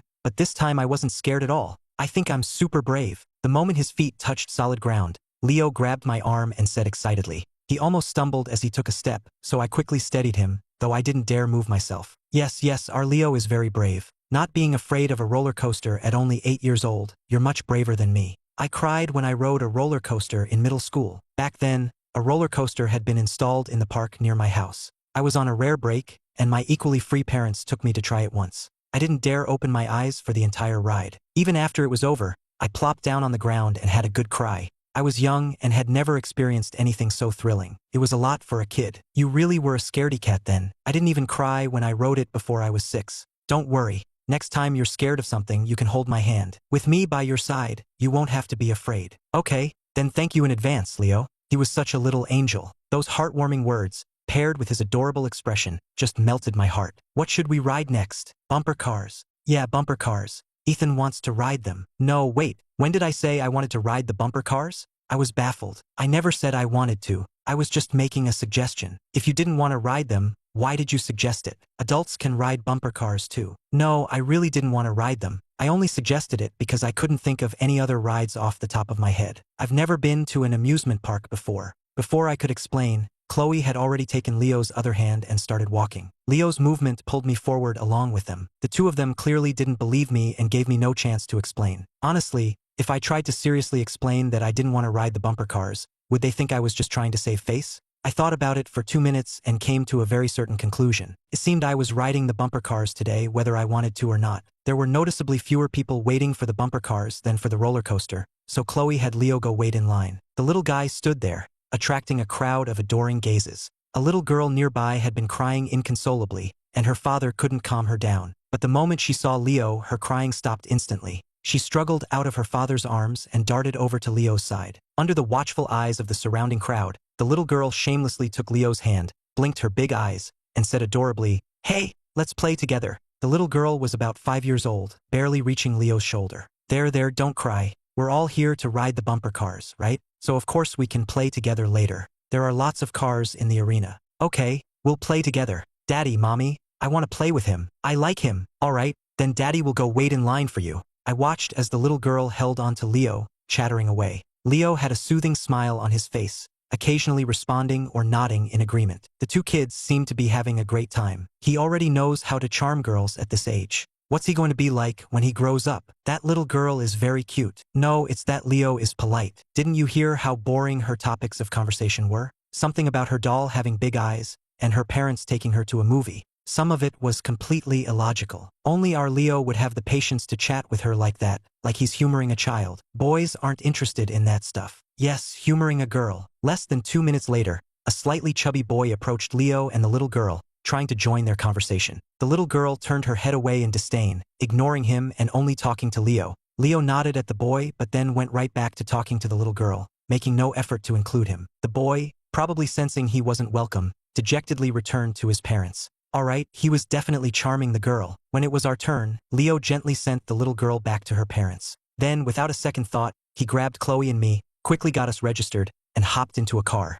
From the way he drove, you couldn't tell he had any intention of waiting for the little girl to play with him. The best part about bumper cars is crashing into each other. My driving skills are average, but here there was no need to be afraid. The whole point was to crash. Leo would occasionally bump into the other drivers. Seeing how beautiful Chloe was, some people deliberately crashed into her, trying to strike up a conversation. Chloe, on the other hand, drove as if she were practicing her skills, perfectly dodging every car around her, giving no one a chance to hit her. I watched in amazement. When she realized people were intentionally targeting her, Chloe started actively avoiding them. Those who tried to hit her couldn't even touch the edge of her car. Instead, she sent them scattering. So, the group turned their attention to Leo and me. In the end, Chloe deliberately created an opening to draw them away. When the time was finally up, I immediately drove my car over at the attendant's call and got out without a shred of reluctance. I never want to ride that thing again in my life. Leo was also fuming. He grabbed me as soon as he got out and started complaining. Those people have no manners. They don't even know us, and they just kept crashing into us.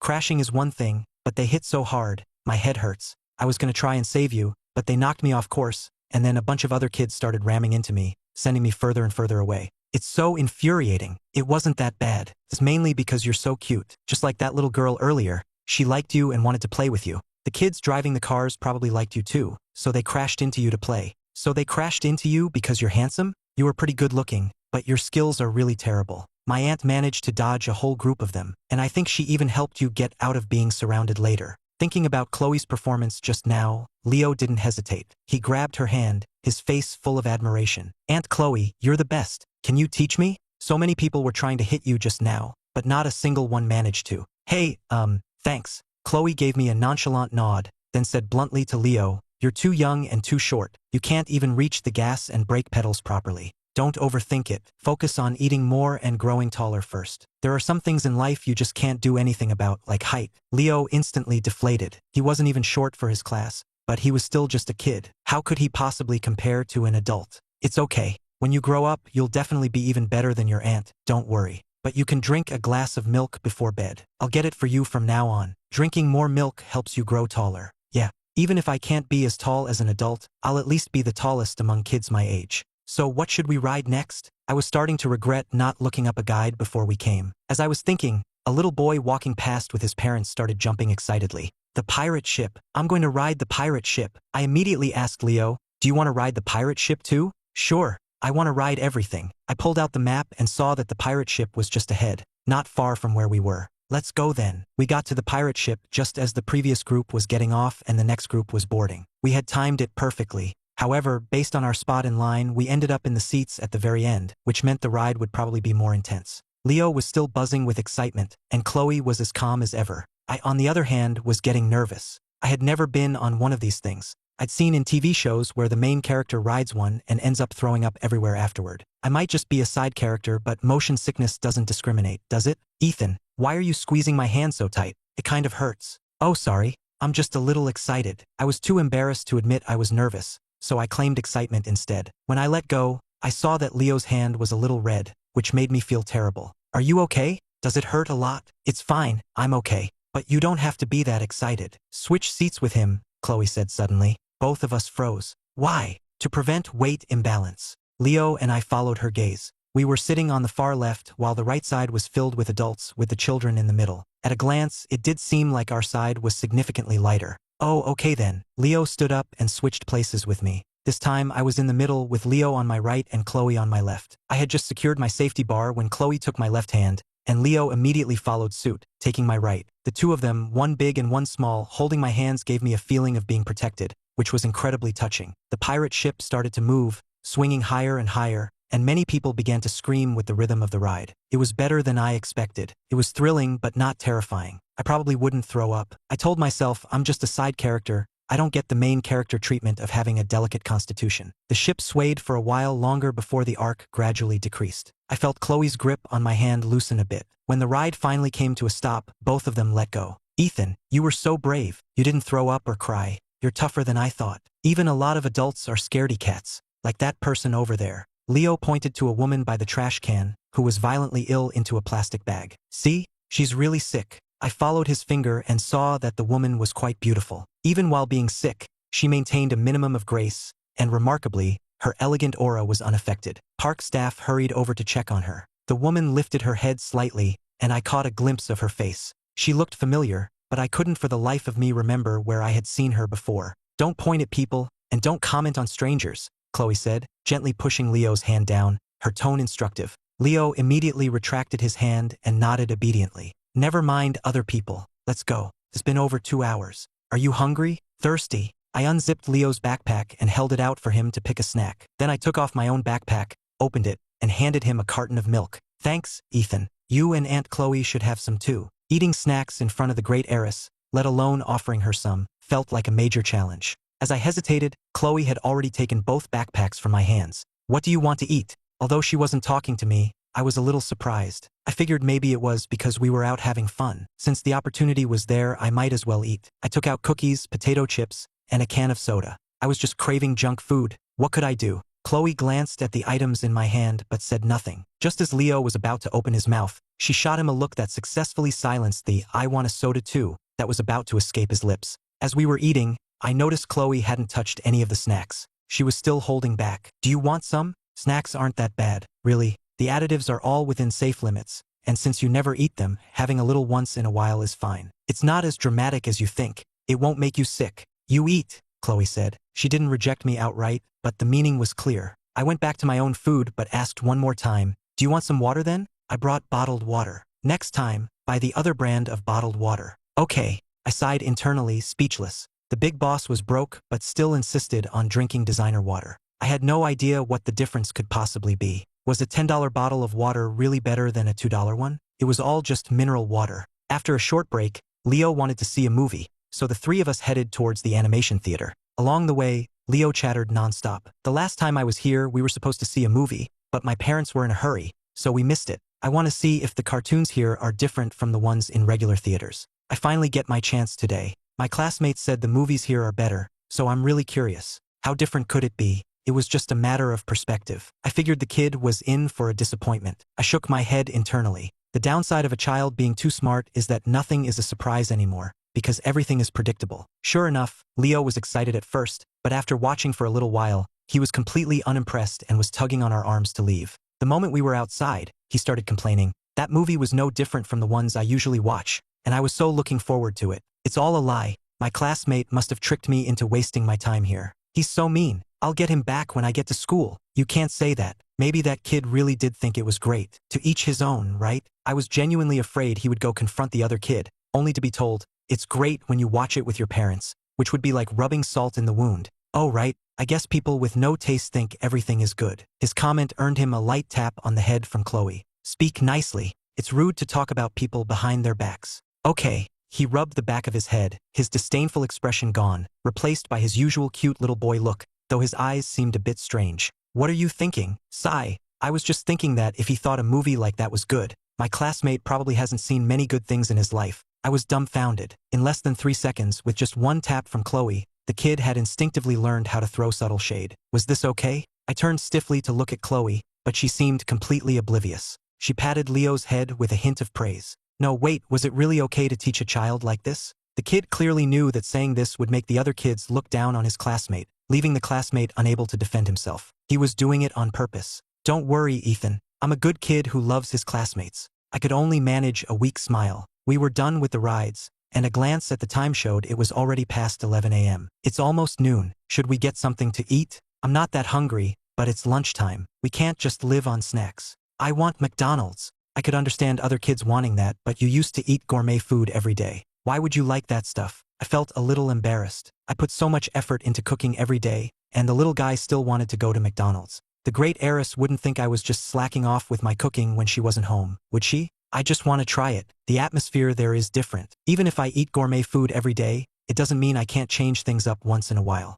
Aunt Chloe, just let me have it this once. It won't kill me. Eating junk food occasionally won't make me sick. Besides, just let me be happy today. Chloe just stood there, tall and poised. I thought Leo was a real daredevil. If it were me, I would never have the guts to grab someone like her and shake her arm. In the end, Chloe agreed. She took Leo to McDonald's and even asked me, do you want some? Or would you rather eat something else? I'm fine with anything. I haven't had McDonald's in a long time. I didn't really care. Come to think of it, I was kind of craving it too. It was a good chance to indulge with Leo. Speaking of which, I had forgotten something we had agreed on earlier. Leo, didn't you want to go check the prices of things here? Oh, right. He remembered their conversation from before they left. He immediately let go of our hands and ran towards a nearby shop. I quickly followed, not wanting to lose him in the crowd. When Leo came out of the shop, his face was a mask of shock and disbelief. The price of a drink can actually double. Oh my God, that's just not logical. It's not illogical. It's always been this way. Things at tourist attractions are even more expensive. For example,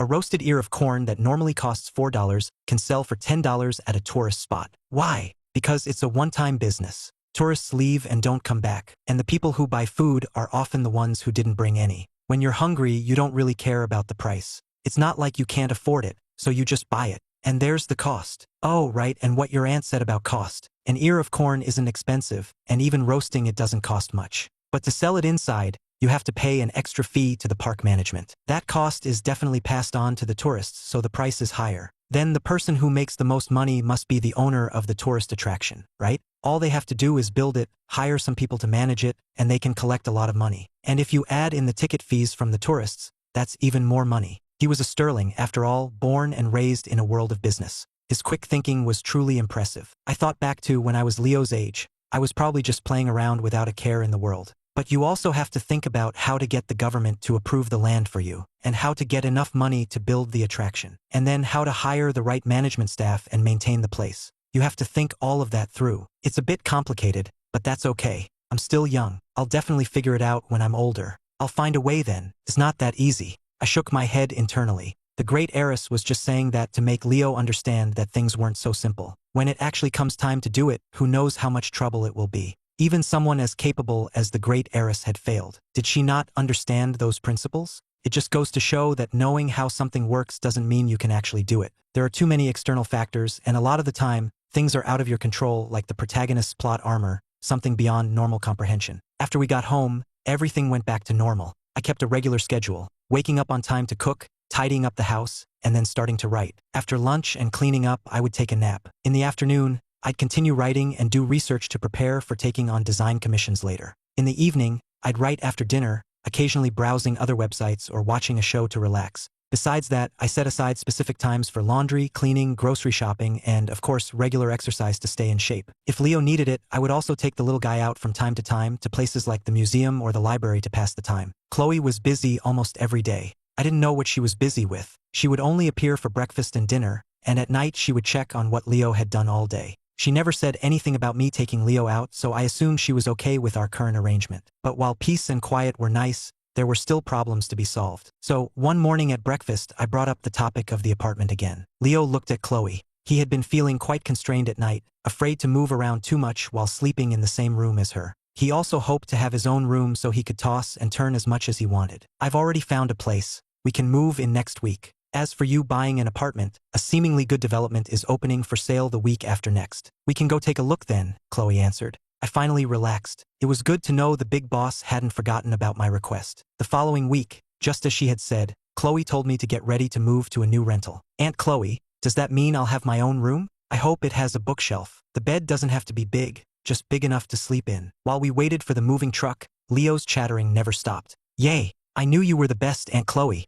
Ethan, we're moving to a bigger place. Aren't you happy? Leo and Chloe moved into the new rental, and the three of us began to unpack. Of course I'm happy. Why wouldn't I be? In truth, I didn't feel much of anything. It wasn't my house anyway, so it didn't make much difference to me where we lived. I grew up in a two-bedroom apartment. As an only child, my parents had always subtly spoiled me, so I never had a strong desire for a big house. You know, if a person has never lacked for love, never suffered from a lack of money, and has a laid-back personality, they probably won't have a strong desire for material things. I was a classic example of someone who seemed to live a modest life but was actually always happy. To be honest, I actually found small houses to be more convenient and cozy. But coziness is one thing, and reality is another. We couldn't have Leo sharing a room with Chloe forever. No, I'm really happy too. I'm gonna earn money and buy lots and lots of books. This place doesn't even have a proper study. I've been holding it in for so long. That was little Leo's biggest complaint. The apartment was too small to fit anything, and since it was a rental, Chloe hadn't set up a separate study for him like she had in the mansion. With nothing to do in his spare time, he was forced to watch childish cartoons, and he was bored to death. I thought you were always watching cartoons before. I didn't know you loved reading so much. I only watched those because I had nothing else to do. I don't actually like such childish cartoons. But the other kids in my class like them, and Aunt Chloe said that you can be smart, but if you don't have the power to back it up, you can't be too different from the crowd, or you'll be ostracized. My God, the big boss truly is the big boss. Leo was so young, and she was already teaching him such profound principles. What else did I say? Oh, Aunt Chloe, you also said that I should treat everything as if it's supposed to be that way. I shouldn't have implied that my classmates were dumb just because I'm smart. Even if I think it, I should forget it, hypnotize myself into believing that all my classmates are great. If I had been drinking tea right then, I would have spat it all out. Good grief, an elementary school kid was being taught this stuff. It made me feel like I was a complete idiot as a child. I didn't figure that out until I was in high school. Read. Chloe casually pulled a book from one of the packed boxes and handed it to Leo. He took it obediently and started reading without even looking at the cover. I glanced over and happened to see the title,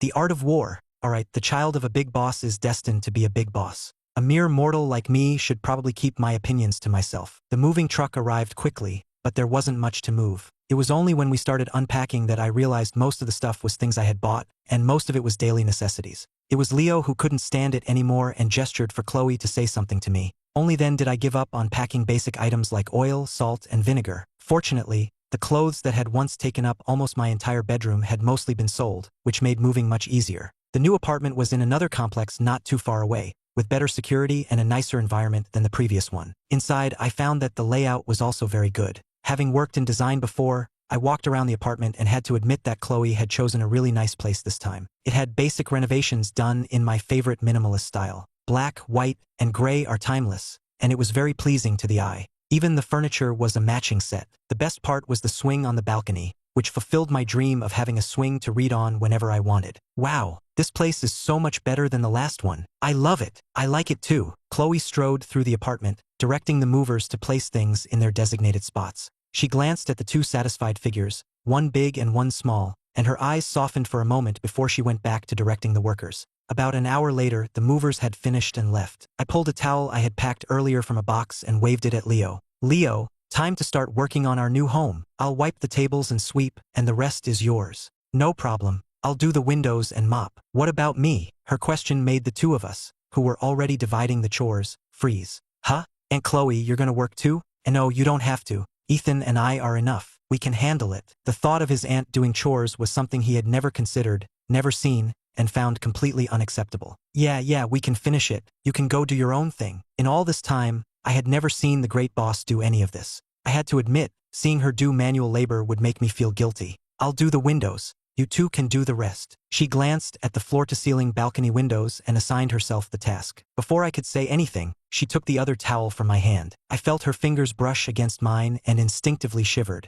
What's wrong? Are you cold? No. I'm probably just a bit dehydrated from not drinking enough water these past few days. It's fine. I'll just drink more water. It definitely wasn't because the great boss had touched me. I wasn't made of glass. It's not like I couldn't be touched. It would be better if you ate fewer snacks. A dagger flew through the air and stabbed me right in the heart, successfully making my face darken. Hearing this, Leo, after making sure Chloe wasn't looking, quickly darted into my bedroom. If he didn't run, his aunt might throw a dagger his way next, and he still wanted his snacks. What I got was Chloe turning her back on me. The trash bag is changed every day. How can there be so much trash in the house? I slapped the back of my left hand with my right. How could I have forgotten that? But the great boss was out all day, so busy and always in her room. How did she have time to observe the living room trash bag? From now on, fewer snacks and more water. Let's get to work. Leo, who was wiping the nightstand in his bedroom, had no idea that because of his aunt's words, Ethan had just decided to cut his snack supply. If he had known, he probably wouldn't have chosen to disappear at the first sign of trouble. After more than an hour of work, the apartment was finally clean. This included the time I spent pretending to sweep while secretly watching Chloe's back. I would never admit that I was planning to write a character like her into my new novel,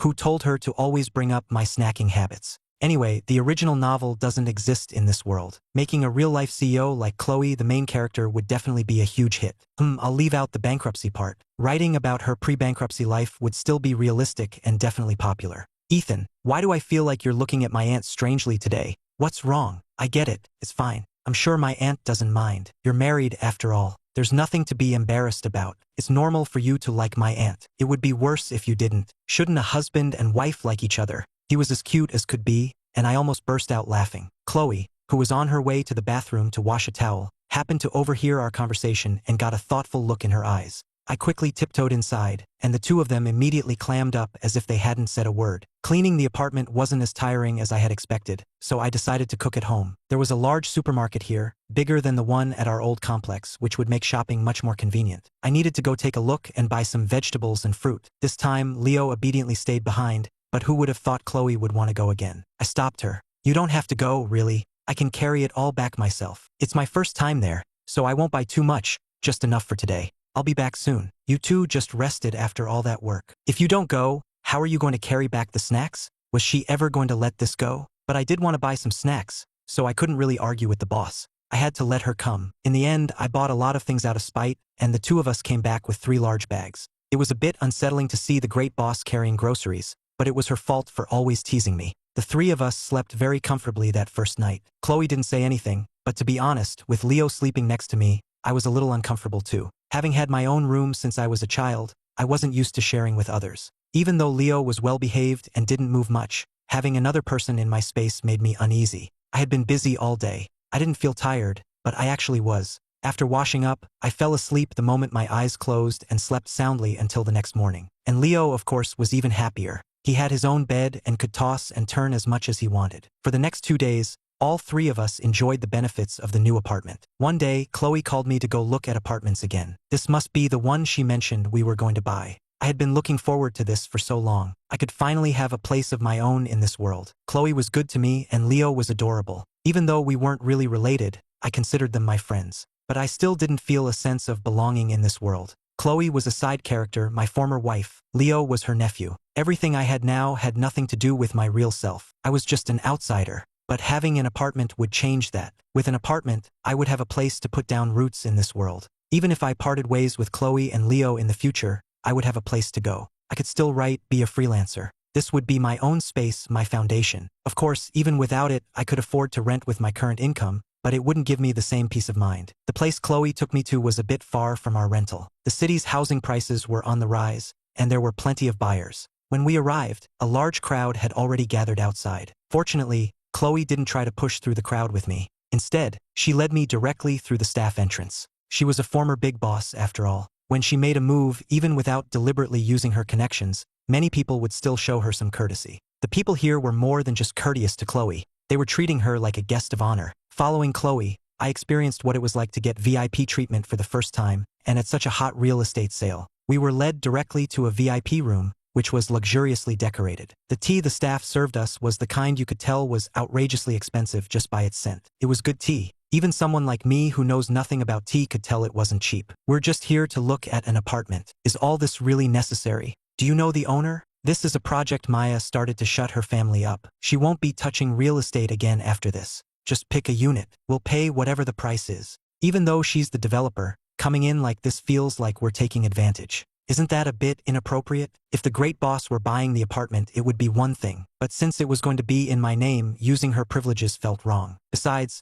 she had made it clear she didn't like me much. The cold, appraising look she gave me when she first came to our place was something I remembered clearly. We're still paying. You're just getting to pick a unit. It's all business for her. Makes no difference. These 3 buildings have the best layouts and locations. Excluding the bottom 6 and top 6 floors, you can pick any unit from the rest. See which one you like. Alright, no more being difficult. If the boss says pick, I'll pick. I figured, worst case, I'll just write more and buy another apartment in the future. So, I started to seriously study the floor plans. I have to say, although my specialty is interior design, I know a bit about architectural design, and these 3 buildings were indeed very well designed. After looking through them, I chose a 3-bedroom, 2-living-room layout. If we were still married after the renovations were done, the 3 of us could live there. If we got divorced and I got the apartment, I could use one room as a bedroom, one as a studio, and the last one as a recreation room. It was perfect. Once I had chosen the layout, it was time to see it in person. Chloe and I followed the staff to the site. The surrounding area wasn't finished yet, and the hallways were a mess. Usually, they start selling apartments before construction even begins. Why did Maya build them first before selling? Because I told her before that if the buildings are well made, they'll have no trouble selling. And with housing prices continuously rising, the later she sells, the higher the price. I see. As expected of the great boss who used to be involved in major construction projects. She was on a completely different level from a transmigrated pseudo-intellectual like me.